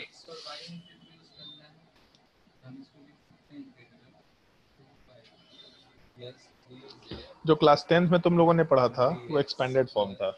हर एक कार्बन को दिखा रहे हैं, हर एक हाइड्रोजन को दिखा रहे हैं, क्योंकि 10th क्लास तक बहुत फुर्सत होता है लाइफ में, तो आराम से हम लोग सब कुछ बॉन्ड को दिखाते हुए चलते हैं। बट क्लास 11th 12th में आने के बाद इतना फुर्सत नहीं होता, तो हम लोग थोड़ा कंडेंस्ड फॉर्म की बात करते हैं, और उससे भी ज़्यादा सिंप्लिसिटी में जाना होता है, थोड़ा और टाइम बचाना होता है, तो हम लोग जैसे सुना होगा कभी मीडिया पर्सन्स लोग ये चीज़ यूज़ करते हैं, शॉर्ट हैंड। ये सुना है कभी ये वर्ड?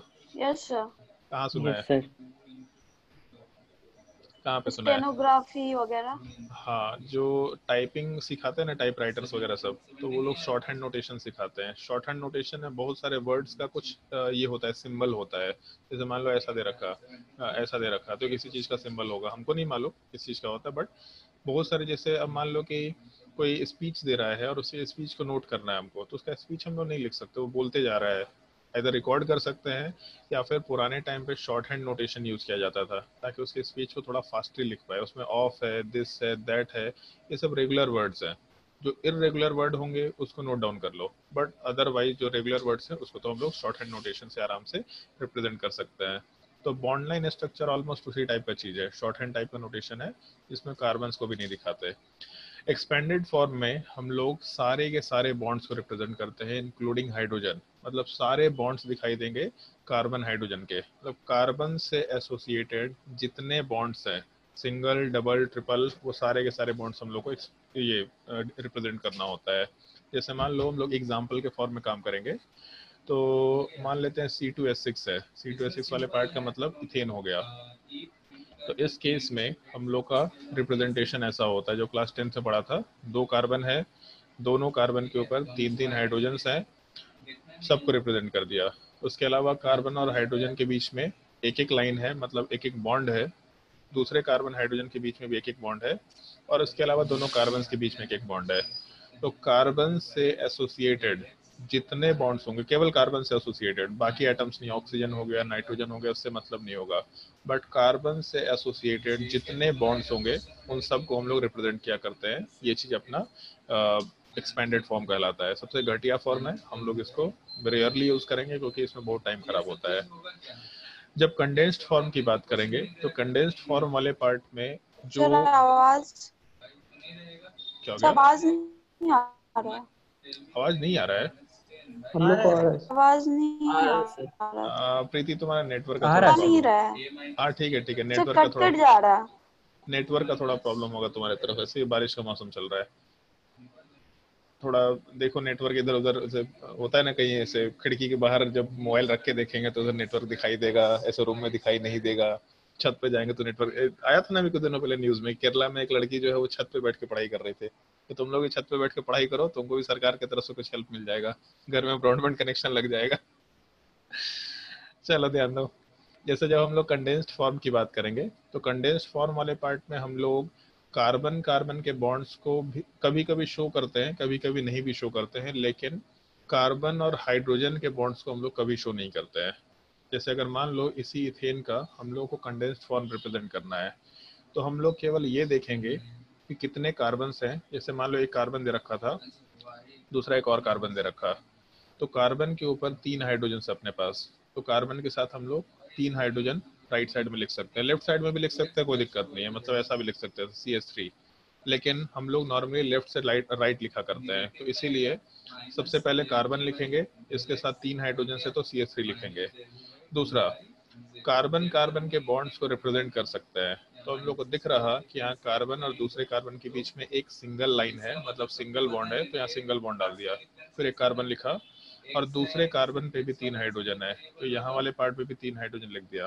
तो CH3 जिसमें हम लोग कार्बन हाइड्रोजन के बॉन्ड्स को रिप्रेजेंट नहीं कर रहे, केवल कार्बन कार्बन के बॉन्ड्स को रिप्रेजेंट कर रहे हैं, और हम लोग इनफैक्ट किसी भी बॉन्ड को रिप्रेजेंट नहीं करते हैं, ऐसा भी लिख सकते हैं।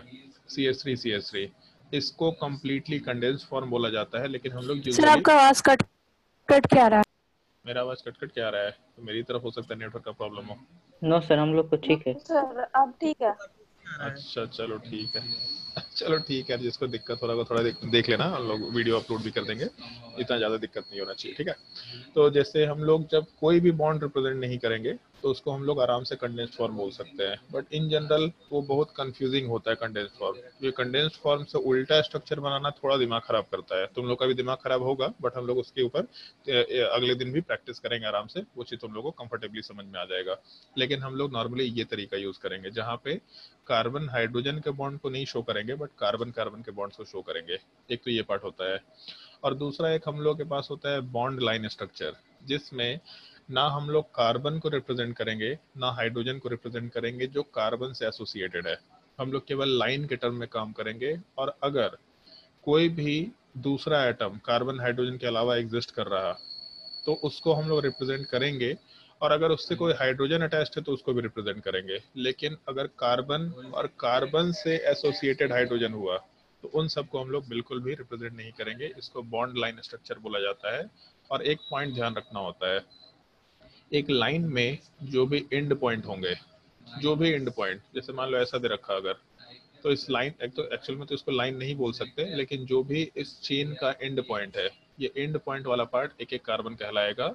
अगर उस एंड पॉइंट पे कार्बन के अलावा कोई दूसरा एटम एग्जिस्ट नहीं कर रहा है, तो जैसे इन दोनों एंड पॉइंट पे कार्बन के अलावा कुछ नहीं एग्जिस्ट कर रहा, मतलब कोई दूसरा एटम एग्जिस्ट नहीं कर रहा, तो ये दोनों जो कॉर्नर पॉइंट्स है, जो भी चेन का लास्ट पॉइंट है, उसको हम लोग एक एक कार्बन बोल सकते हैं।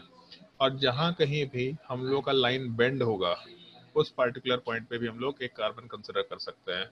तो यहाँ एक कार्बन है, फिर उसके बाद ऊपर जहाँ पे लाइन बेंड हुआ वहाँ एक कार्बन है, और सबसे राइट साइड में भी एंड पॉइंट पे एक कार्बन है। अगर कार्बन के एंड पॉइंट पे, मतलब चेन के एंड पॉइंट पे कोई दूसरा एटम दे रखा, कार्बन दे रखा या हाइड्रोजन दे रखा, इस तरह कुछ पार्ट दे रखा, तब तो उस केस में वहाँ कार्बन नहीं होगा। बट अगर एक स्ट्रक्चर के एंड पॉइंट पे हम लोग के पास कुछ नहीं मेंशन कर रखा, मतलब वहाँ पे कार्बन एग्जिस्ट कर रहा होगा। तो जैसे मान लो अगर ये स्ट्रक्चर रिप्रेजेंट करना है अपने को, तो CH3 मतलब 2 कार्बन है और कुछ है ही नहीं, तो हम लोग सिंपली बस एक लाइन से रिप्रेजेंट कर देंगे। ये लाइन इस पूरे मॉलिक्यूल को रिप्रेजेंट करेगा, मतलब बॉन्ड लाइन स्ट्रक्चर के फॉर्म में इथेन को रिप्रेजेंट करेंगे हम लोग। क्या होगा इसमें स्ट्रक्चर, तो जैसे मान लो बॉन्ड लाइन स्ट्रक्चर दिया, तो जो हम लोग का एंड पॉइंट है ये कार्बन हो गया, दूसरा एंड पॉइंट दूसरा कार्बन हो गया। उसके अलावा अभी जस्ट ऊपर अमन बताया था कि कार्बन वाला पार्ट कितना वैलेंसी शो कर सकता है, तो 4, मतलब टेट्रा वैलेंसी। तो कार्बन जनरली 4 बॉन्ड्स बनाता है, तो जब भी कभी एक बॉन्ड लाइन स्ट्रक्चर देखना, तो उसमें बस एक चीज देखना, कार्बन का कितना बॉन्ड मिसिंग है। जैसे कार्बन 4 बॉन्ड बनाएगा, तो हम लोग को यहाँ तो एक ही लाइन दिख रहा, मतलब दोनों कार्बन के बीच में एक लाइन दिख रहा, इसका मतलब 3 बॉन्ड्स मिसिंग है। अगर 3 बॉन्ड मिसिंग है तो तीनों हाइड्रोजन रहेंगे। दूसरे कार्बन पे भी एक बॉन्ड दिख रहा, मतलब 3 बॉन्ड्स आर मिसिंग, तो वहाँ पे 3 हाइड्रोजन ले सकते हैं और बीच में एक लाइन कंसिडर कर सकते हैं। तो CH3 और बीच में एक सिंगल लाइन आराम से कंसिडर किया जा सकता है। ये अपना बॉन्ड लाइन रिप्रेजेंटेशन है, मॉलिक्यूल को रिप्रेजेंट करने का थोड़ा सिंपल तरीका है, लेकिन हम लोग नॉर्मली इस तरीके को फॉलो करेंगे। इस एक चीज़ का ध्यान रखना है। इनफैक्ट हम लोग बॉन्ड लाइन और ये कंडेंस्ड फॉर्म का ये ऊपर वाला तरीका, इन दोनों के कॉम्बिनेशन को यूज करेंगे अपने क्वेश्चंस को रिप्रेजेंट करने के लिए। स्कूल में ये तरीका यूज करना, बॉन्ड लाइन भी अवॉइड करके चलना। थोड़ा कंफ्यूजिंग होता है बॉन्ड लाइन तुम लोगों के लिए, बाकी जैसे जैसे क्वेश्चंस करते जाएंगे, हैबिट पढ़ते जाएगा, तुम लोग को मजा आना शुरू हो जाएगा, तो बॉन्ड लाइन से काम चल जाएगा। नोट कर लो स्ट्रक्चर। सर मीथेन को बॉन्ड लाइन पे कैसे रिप्रेजेंट करें? मीथेन को बॉन्ड लाइन पे रिप्रेजेंट नहीं कर सकते। बॉन्ड लाइन का मतलब है कि एटलीस्ट एक लाइन में, एक लाइन का मतलब क्या होता है, एटलीस्ट 2 एंड पॉइंट तो होंगे। होंगे कि नहीं होंगे? तो अगर 2 एंड पॉइंट होंगे मतलब 2 कार्बन होंगे। मीथेन में हो सकता है क्या? बोलो। यस, हो सकता है क्या? इथेन में हो सकता है। क्या? मीथेन में नहीं हो सकता। मिथेन में नहीं हो सकता। और जैसे मान लो पॉइंट से रिप्रेजेंट कर दिए तो ऐसे गड़बड़ हो जाएगा ना। मान लो कि कभी प्रिंटिंग हो रहा है और प्रिंटिंग के टाइम पे कहीं एक पॉइंट पड़ गया गलती से, तो बोलेंगे यार CH4 है। आधे लोगों का जिंदगी खराब हो जाएगा। तो इसलिए यहाँ पे मिथेन को रिप्रेजेंट नहीं कर सकते बॉन्ड लाइन में। मिथेन को हम लोग CH4 के फॉर्म में रिप्रेजेंट करते हैं। हम लोग बड़े बड़े स्ट्रक्चर्स को कौन साइज वे में रिप्रेजेंट करना चाह रहे हैं। CH4 से छोटा और क्या हो सकता है। अब उसके लिए भी हम लोग और क्या कौन साइज बनाते हैं, उसको CH4 लिखेंगे। सर बॉन्ड लाइन का और एक एग्जांपल दीजिए तो। आएगा भी, रुक जा, फिर बहुत एग्जांपल देंगे, टेंशन मत ले। मल्टीपल फॉर्म में एग्जांपल चलेंगे।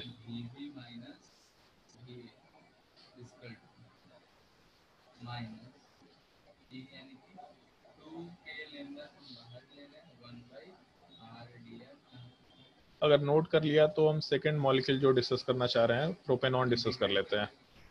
नाम सुन ही रखा होगा क्लास 10 में।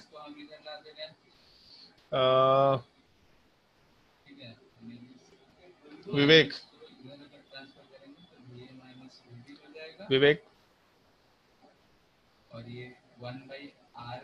हेलो। हाँ विवेक बताओ, प्रोपेनॉन का फॉर्मूला क्या होता है। हेलो हाँ विवेक बोलो। सर, आवाज नहीं आ रहा। क्या बात कर रहा है, सवाल पूछ रहा तो आवाज ही नहीं आ रहा। अच्छा सुदीप। हेलो। विवेक आवाज नहीं आ रहा क्या अभी भी। Yes sir. नहीं सर। तो तू बोल कैसे पा रहा है, आवाज नहीं आ रहा। सुदीप प्रोपेनॉन का फॉर्मूला बताओ। Sir C3H7CHO। C3H7 CHO। C3H7 पक्का। और CHO प्रोपेनॉन का फॉर्मूला ये होता है CH3 C double bond O CH3। और ज्यादा एक्सपेंडेड फॉर्म में रिप्रेजेंट करेंगे तो खैर आएगा। हम इसका केवल फॉर्मूला लिख देते हैं अभी के लिए। हमको प्रोपेनॉन का स्ट्रक्चर बताना है। C3H6O ये प्रोपेनॉन का फॉर्मूला होता है। चलो ध्यान दो। सबसे पहला पार्ट जो बचपन में पढ़े थे, एक्सपेंडेड फॉर्म। तो एक्सपेंडेड फॉर्म वाले पार्ट में हर एक कार्बन वाले पार्ट के ऊपर हम लोग के पास 3 हाइड्रोजन था, जो सबसे लेफ्ट और सबसे राइट साइड में था। और उसके अलावा बीच वाले कार्बन के ऊपर एक डबल बॉन्ड ऑक्सीजन था। तो जितने कार्बन्स हैं, जितने बॉन्ड्स हैं, सबको हम लोग रिप्रेजेंट कर रहे हैं। सर आवाज नहीं आ रहा यार, क्या प्रॉब्लम हो रहा है आवाज का। आवाज नहीं आ रहा सर। चल ठीक है, तो डिस्कनेक्ट होना है तो हो जाओ, कोई दिक्कत नहीं है। और बस क्लास खत्म ही होने वाला टाइम हो चुका है, बस एक एग्जांपल हम डिस्कस कर रहे हैं, ठीक है। तो इसमें जैसे ये हम लोग का बेसिक स्ट्रक्चर जो हम लोग क्लास 10 से पढ़े थे, अगर इसी चीज को हम लोग को कंडेंस्ड फॉर्म में रिप्रेजेंट करना है, तो जो कार्बन के साथ हाइड्रोजन का बॉन्ड है, जैसे लेफ्ट साइड से शुरू करते हैं, तो सबसे पहले हम लोग के पास कार्बन है, कार्बन के बाद 3 हाइड्रोजन है, तो कार्बन के साथ हम लोग 3 हाइड्रोजन लिख दिया CH3। फिर उसके बाद कार्बन कार्बन के बीच में सिंगल बॉन्ड्स है, तो यहाँ पे सिंगल बॉन्ड डाला। और उसके बाद यहाँ पे डबल बॉन्ड ऑक्सीजन है, तो कभी कभी ऐसा रिप्रेजेंटेशन होता है, डबल बॉन्ड ऑक्सीजन, उसके अलावा फिर कार्बन कार्बन के बीच में सिंगल बॉन्ड कार्बन और उसके ऊपर 3 हाइड्रोजन। मतलब बेसिकली कार्बन हाइड्रोजन के बॉन्ड को रिप्रेजेंट नहीं करेंगे हम लोग, कार्बन के साथ दूसरे एटम के बॉन्ड को रिप्रेजेंट करेंगे। कार्बन कार्बन के बॉन्ड्स को दिखाएंगे, बट कार्बन हाइड्रोजन के बॉन्ड को छुपा के रखेंगे, क्योंकि बाय डिफॉल्ट एक एक ही बॉन्ड होगा वहाँ पे। एक ये तरीका हो सकता है रिप्रेजेंटेशन का। या फिर इसका एक और तरीका हो सकता है, CH3 के साथ हम लोग किसी भी बॉन्ड को डिनोट नहीं कर रहे हैं, ये कर दिया, मतलब यहाँ जो बॉन्ड था उसको भी हटा दिया, तो CH3। फिर उसके बाद सिंगल बॉन्ड को छोड़ करके सीधा कार्बन लिखे, कार्बन पे जो ऑक्सीजन था उसको भी राइट साइड में लिखे, और उसके बाद जो कार्बन के साथ सिंगल बॉन्ड था उस चीज़ को भी छुपा दिया और CH3 वाला पार्ट लिख दिया। नीचे वाले पार्ट को कम्प्लीटली कंडेंस्ड फॉर्म बोल सकते हैं, लेकिन हम लोग नॉर्मल यूजेज में ये ऊपर वाला ये स्ट्रक्चर रिप्रेजेंट करेंगे, ताकि एटलीस्ट ये पता चल जाए कि कार्बन के साथ जो बाकी बचा स्ट्रक्चर है या बाकी जो एटम्स हैं उनको किस तरीके से अटैच कर रखे हैं। और उसके बाद जब हम लोग बॉन्ड लाइन स्ट्रक्चर की बात करेंगे, तो टोटल 3 कार्बन है। अगर 3 कार्बन है तो हम लोग स्ट्रेट लाइन ना डिनोट करके एक बेंड लाइन रिप्रेजेंट करेंगे। तो एक कार्बन, दूसरा कार्बन और बीच में एक और कार्बन वाला पार्ट है, तो 3 तो कार्बन हो गया, पहला चीज। दूसरा, कार्बन के साथ डबल बॉन्ड पे 2 लाइन है, मतलब डबल बॉन्ड पे ऑक्सीजन अटैच्ड है। इसका मतलब यहाँ पे ऑक्सीजन होगा और यहाँ डबल बॉन्ड डाल के काम करेंगे। बट ये पॉइंट ध्यान रखने का है, बॉन्ड लाइन स्ट्रक्चर में जहां कहीं भी लाइन एंड करेगा वहां एक कार्बन होता है, अगर वहां पे कोई दूसरा एटम ना हो। जैसे मान लो अगर यहाँ ऑक्सीजन नहीं होता तो इस केस में टोटल 4 कार्बन होता है। पहला कार्बन राइट साइड में, दूसरा कार्बन, तीसरा कार्बन बीच में और ऊपर एक चौथा कार्बन। लेकिन अगर हम लोग के पास स्ट्रक्चर में यहाँ ऑक्सीजन है तो लाइन के एंड में अगर कोई भी एटम दे रखा, मतलब अब वहां पे कार्बन एग्जिस्ट नहीं करेगा, तो अब हम लोग के पास केवल टोटल स्ट्रक्चर वाले पार्ट में 3 कार्बन एग्जिस्ट करेगा। एक कार्बन हम लोग के सबसे लेफ्ट साइड में, दूसरा कार्बन सेंटर वाले पार्ट में जहां पे बॉन्ड बेंड हो रखा, और तीसरा सबसे राइट साइड वाले पार्ट में। टोटल हम लोग 3 कार्बन के हिसाब से काम कर सकते हैं और एक बीच वाले कार्बन पे डबल बॉन्ड ऑक्सीजन। अब इसको ऐसा इंटरप्रेट कर सकते हैं हम लोग, ये जो स्ट्रक्चर दे रखा इस सवाल में, अगर इसको इंटरप्रेट करना उल्टा तो कैसे करेंगे? तो एक यहाँ कार्बन दिया, दूसरा राइट साइड में कार्बन दिया और एक सेंटर में कार्बन दिया, पहला चीज। और जितने बॉन्ड्स नहीं दिख रहे उतने हाइड्रोजन्स होंगे। तो पहले वाले कार्बन पे एक ही बॉन्ड दिख रहा, मतलब 3 बॉन्ड्स नहीं दिख रहे। अगर 3 बॉन्ड नहीं दिख रहे इसका मतलब यहाँ पे 3 हाइड्रोजन होगा। राइट साइड वाले पार्ट में भी एक ही बॉन्ड दिख रहा है, एक ही लाइन दिख रहा है, मतलब कार्बन का एक ही बॉन्ड दिख रहा, मतलब 3 बॉन्ड्स नहीं दिख रहे हैं तो 3 हाइड्रोजन्स होंगे। और बीच वाले कार्बन पे टोटल 4 लाइंस दिख रहे हैं, इसका मतलब 4 बॉन्ड बन चुका है। तो यहाँ वाले पार्ट पे कोई भी हाइड्रोजन नहीं होगा, तो आराम से CH3 C double bond O CH3 का फॉर्मेशन, ये स्ट्रक्चर का फॉर्मेशन कंसिडर किया जा सकता है। बॉन्ड लाइन स्ट्रक्चर सबसे फास्टेस्ट रिप्रेजेंटेशन है। कभी कभी कंफ्यूजिंग हो सकता है, लेकिन अगर ये बेसिक पार्ट अच्छे से सीख लिया तो कंफ्यूजिंग नहीं होगा, मेरे हिसाब से कोई दिक्कत नहीं होना चाहिए। तो ये स्ट्रक्चर भी नोट कर लो। नेक्स्ट क्लास में और भी स्ट्रक्चर्स का फॉर्मेशन हम लोग डिस्कस करेंगे। अप्रोक्सीमेटली 10 से 11 12 एग्जाम्पल्स कराएंगे इसमें, और उनके बाद फिर हम लोग फंक्शनल ग्रुप क्या होता है, क्लास 10th में एक और टर्म सुना होगा होमोलोगस सीरीज, ये क्या होता है। फिर उसके बाद डिग्री ऑफ अनसैचुरेशन क्या होता है, डिग्री ऑफ कार्बन क्या होता है, डिग्री ऑफ हाइड्रोजन क्या होता है, डिग्री ऑफ अल्कोहल क्या होता है, डिग्री ऑफ अमाइन क्या होता है। इन सब छोटे छोटे टर्म्स को एक एक करके डिस्कस करना शुरू करेंगे।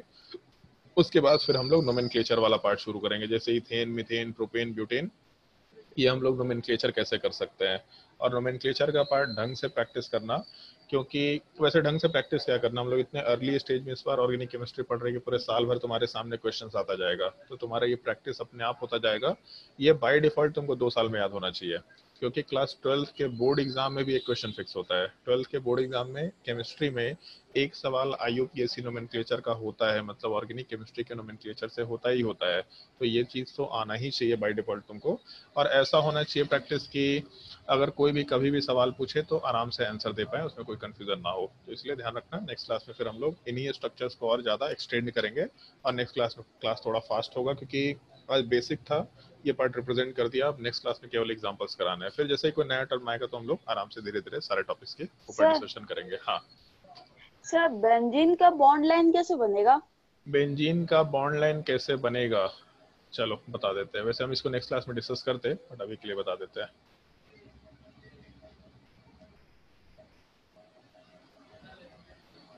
सर, तो बेंजीन मतलब हेक्सागोन बना के बीच में अगर सर्कल दे देते तो वो क्या रहता है? कहाँ देखा ये सर्कल, ये बताओ। पता नहीं सर, याद नहीं है, लेकिन देखे हैं। पक्का देखे हैं? Yes sir. चलो सर्कल का लॉजिक बता देते हैं हम। एक चीज बताओ, ये पहला वाला स्ट्रक्चर सही है, दूसरा वाला स्ट्रक्चर सही है? दोनों। कैसे मालूम?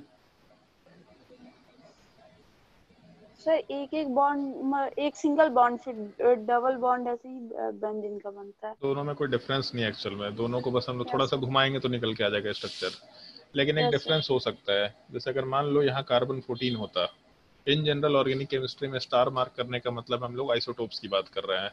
तो कार्बन 12 की जगह अगर कार्बन 14 होता तो पहले स्ट्रक्चर में हम लोगों के पास कार्बन 14 के बीच में सिंगल बॉन्ड है, जबकि दूसरे में डबल बॉन्ड है। अब दोनों स्ट्रक्चर डिफरेंट है, लेकिन दोनों स्ट्रक्चर आपस में कन्वर्ट हो सकते हैं। तो जब कन्वर्जन होता है तो डबल बॉन्ड यहाँ पे रहेगा या फिर यहाँ पे रहेगा, कोई मतलब नहीं होता। एक्चुअल में दोनों में से कोई भी स्ट्रक्चर एग्जिस्ट नहीं करता, ये दोनों का कॉम्बिनेशन एग्जिस्ट करता है, और उस कॉम्बिनेशन वाले पार्ट को हम लोग इस तरीके से रिप्रेजेंट करते हैं। और बीच में एक्चुअल में सर्कल नहीं होता, उसको रिप्रेजेंट करने का तरीका ऐसा कुछ होता है, यहाँ पे एक लाइन नहीं होगा, डॉटेड लाइन होता है। तो इतना कॉम्प्लिकेटेड स्ट्रक्चर बार बार बनाना ना पड़े। जैसे यहाँ डबल बॉन्ड जो है वो डबल बॉन्ड ना होकर के यहाँ पे डॉटेड लाइन है, मतलब एक बॉन्ड के जगह पे कुछ आधा बॉन्ड टाइप का स्ट्रक्चर है। आधा बॉन्ड एग्जिस्ट कर सकता है दुनिया में, अभी के लिए तुमको नहीं मालूम, बट आधा बॉन्ड एग्जिस्ट कर सकता है, ऐसा सुन के चल लो अभी। तो इस केस में जैसे यहाँ भी आधा बॉन्ड हो गया, इधर भी आधा बॉन्ड हो गया, इधर भी आधा बॉन्ड हो गया, तो हर एक जगह पे अगर आधा आधा बॉन्ड होने लग गया तो बार बार ऐसा कॉम्प्लिकेटेड स्ट्रक्चर बनाना ना पड़े। तो उस चीज को ओवरऑल एक हेक्सागन और हेक्सागन के बीच में एक डॉटेड सर्कल से रिप्रेजेंट कर दिया जाता है। बट इन जनरल लोग डॉटेड सर्कल का ध्यान नहीं रखते, वो सीधा सर्कल बना देते हैं। मतलब ये डॉटेड जो लाइंस है, डैश्ड लाइन बोल सकते हैं इसको, जो भी डैश्ड है, डैश डैश डैश डैश करके जो लाइन बना है उसको हम लोग डॉटेड लाइन या डैश्ड लाइन बोले तो एक डॉटेड सर्कल को हम लोग रिप्रेजेंट करने के लिए यूज कर लेते हैं, ताकि ये कॉम्प्लिकेशन वाला पार्ट ना बने। उसी को लोग नॉर्मली सर्कल के फॉर्म में डाल देते हैं। क्यों होगा ऐसा, थोड़ा वेट कर लो। केमिकल बॉन्डिंग में हो सकता है डिस्कशन करें, और नहीं तो हम लोग ऑर्गेनिक केमिस्ट्री में डिस्कस करेंगे। एक छोटा सा टॉपिक होता है रेजोनेंस, जहाँ पे इस चीज का डिस्कशन करना होता है हम लोग को, वहाँ पे मालूम पड़ जाएगा कि वहाँ सर्कल क्यों होता है। ठीक है, ओके सर। किसी को और कोई डाउट है तो पूछ सकता है, अदरवाइज ये स्ट्रक्चर नोट कर लो और हम लोग क्लास फिर आज एंड करते हैं। सर हाँ बोलो। सर प्रोपेनॉन का जो कंडेंस्ड फॉर्मूला बना है नीचे वाला, हाँ तो इसमें पता कैसे चलेगा कि कार्बन ऑक्सीजन में डबल बॉन्ड एग्जिस्ट कर रहा हाँ, है? ये चीज हम नेक्स्ट क्लास में डिस्कस करेंगे। वैसे कि मान लो कि हमको नहीं मालूम कि कार्बन ऑक्सीजन में डबल बॉन्ड एग्जिस्ट कर रहा है, तो एक चीज तो दिख रहा है, जैसे कार्बन के साथ CH3 वाला पार्ट है यहाँ पे पहला, उसके बाद एक सिंगल बॉन्ड होगा, क्योंकि अगर मान लो कि हम लोग CH3 के बाद कार्बन रखते हैं तो पहले कार्बन के साथ 3 हाइड्रोजन ऑलरेडी है, मतलब कार्बन चौथा ही बॉन्ड बना पाएगा, फर्दर कोई पॉसिबिलिटी नहीं है। तो एक तो स्ट्रक्चर पता चल गया कि CH3 के साथ कार्बन है। अब इसके बाद अपने पास दो पॉसिबिलिटीज हो सकती थी। जैसे एक पॉसिबिलिटी है कि यहाँ पे ऑक्सीजन के साथ CH3 हो जाए, ऐसा हो सकता है, ऐसा स्ट्रक्चर एग्जिस्ट करते हैं। मतलब एक्चुअल में ईथर होता है जहाँ पे ऑक्सीजन के दोनों तरफ कार्बन चेन होते हैं। लेकिन प्रॉब्लम इसमें ये आएगा कि ये स्ट्रक्चर अगर बनाएंगे तो पहले कार्बन का ऑक्टेट, मतलब पहले कार्बन का 4 बॉन्ड पूरा हो गया, लास्ट कार्बन का भी 4 बॉन्ड पूरा हो गया, बट बीच वाला जो कार्बन है इसका 2 ही बॉन्ड बन रखा है। तो ये स्ट्रक्चर हम लोग जो बना रहे हैं गलत है। जब भी हम लोग कंडेंस्ड फॉर्म से स्ट्रक्चर बनाने की कोशिश करेंगे, उस केस में हमेशा हर एक एटम का ऑक्टेट पूरा होना चाहिए। इसलिए कंडेंस्ड फॉर्म सबसे डिफिकल्ट पार्ट कंसिडर किया जाता है। उसमें कंफ्यूजन बहुत ज़्यादा होता है, इसमें ऐसा स्ट्रक्चर होगा कि ऐसा स्ट्रक्चर होगा। तो जैसे ये स्ट्रक्चर बनाए तो दिख गया कि हाँ भाई इसमें हम लोग का ऑक्टेट कार्बन वाले पार्ट क्या है, फिर कार्बन का 4 बॉन्ड या 4 वैलेंसी कंप्लीट नहीं हो रहा, तो हम लोग इसका स्ट्रक्चर चेंज करेंगे। CH3 के साथ कार्बन, ऑक्सीजन वाले पार्ट 2 बॉन्ड बना सकते थे और यहाँ कार्बन का 2 ही बॉन्ड मिसिंग था, तो हम लोग कार्बन के साथ कार्बन का बॉन्ड बना दिए और ऑक्सीजन को फिर एक डबल बॉन्ड के साथ रिप्रेजेंट करके स्ट्रक्चर आराम से हर एक एटम के बैलेंसी को कंप्लीट करता हुआ बना सकते हैं। तो स्ट्रक्चर बनाते वक्त ये पता नहीं चलेगा तुमको कि वहाँ सिंगल बॉन्ड है कि डबल बॉन्ड है, उसको जज करना पड़ेगा कि अगर हम लोग वैलेंसी कंप्लीट करते हुए चले तो वहाँ सिंगल बॉन्ड होना ज़्यादा बेटर होगा या फिर डबल बॉन्ड वाला पार्ट ज़्यादा बेटर होगा। तो उसमें से कुछ स्ट्रक्चर्स रिजेक्ट हो जाएंगे और बाकी कुछ स्ट्रक्चर्स आराम से एग्जिस्ट करना शुरू करेंगे। तो यहाँ पे ऊपर वाला स्ट्रक्चर में कार्बन का जो टेट्रा वैलेंसी है वो सेटिस्फाई नहीं हो रहा, तो उस चीज़ को हम लोग रिजेक्ट कर सकते हैं स्ट्रक्चर में, नीचे वाले पार्ट को आराम से कंसिडर कर सकते हैं। जब अगले क्लास में और क्वेश्चंस कराएंगे तो इससे ज़्यादा डिफिकल्ट टाइप के क्वेश्चंस होंगे, मालूम पड़ जाएगा तुमको कि हम लोग उल्टा स्ट्रक्चर कैसे बना के चल सकते हैं। जैसे आज तो तुम लोग ये स्ट्रक्चर लिखा, स्ट्रक्चर के बाद ये एक्सपेंडेड फॉर्म बताया और उसके बाद बाकी स्ट्रक्चर्स बनाए। नेक्स्ट क्लास में जो क्वेश्चंस करेंगे उसमें इन तीनों में से कोई एक फॉर्म दिया होगा, केवल कोई एक फॉर्म, और बाकी जो मिसिंग पार्ट है उसको तुम लोग को ड्रॉ करना होगा। तो उसमें हो सकता है कि हम कंडेंस्ड फॉर्म दे रखे हों और उससे बाकी सारे स्ट्रक्चर्स का फॉर्मेशन करना है। पता चल जाएगा, प्रैक्टिस करेंगे तो अपने आप आइडिया लग जाएगा कि हम लोग क्या बात कर रहे होंगे उसमें। ठीक है। और सर हाँ, अगर C3H6O दे दिया रहेगा तो ये कौन सा फॉर्म है? नहीं मालूम। अरे नालायक, मॉलिक्यूलर फॉर्मूला है ना जी ये C3H6O। Oh yes sir, yes sir. कौन सा फॉर्मूला यस है? सर। Yes sir. और कोई डाउट? No sir. चलो ठीक है, अगर डाउट नहीं है तो आज के लिए क्लास यहीं पेंड कर रहे हैं। और नोट्स इसका हम आज नहीं भेज रहे हैं, नेक्स्ट क्लास में जब सारा बेसिक स्ट्रक्चर मेंशन करेंगे तो एक ही बार नोट्स तुम लोग को भेज देंगे। ठीक है। आज के लिए कोई होमवर्क नहीं है। मोल कंसेप्ट का अपना एडवांस सा क्वेश्चन पर डे एक का सॉल्व करते जाओ और उस क्वेश्चन का हम सॉल्यूशन बना करके उसको एक्सप्लेन करके तुम लोग को भेज देंगे। ठीक है। Next class. Hello sir. हाँ बोलो सर, वर्कशीट कितना दूर करना है? वर्कशीट में कहाँ तक होमवर्क दिया है तुम लोगों को? 8 तक यार वर्कशीट में हमको एक बार देखना पड़ेगा। चलो ठीक है, तुम्हारा जो ग्रुप है उस ग्रुप में हम मैसेज कर देंगे कौन कौन सा वर्कशीट तुम लोग को सॉल्व कर लेना, ठीक है? तो वहाँ से पता चल जाएगा तुम लोग को, ठीक है? सर हम लोग को ऑर्गेनिक केमिस्ट्री का बुकलेट मिलेगा? हाँ एकदम मिलेगा। ओके तो शायद सेंड कर दिया गया, नहीं सेंड किया गया होगा तो हम बोल देंगे सेंड करना है। ऑर्गेनिक केमिस्ट्री का बुकलेट मिल जाएगा। हाँ मिल जाएगा, ठीक है।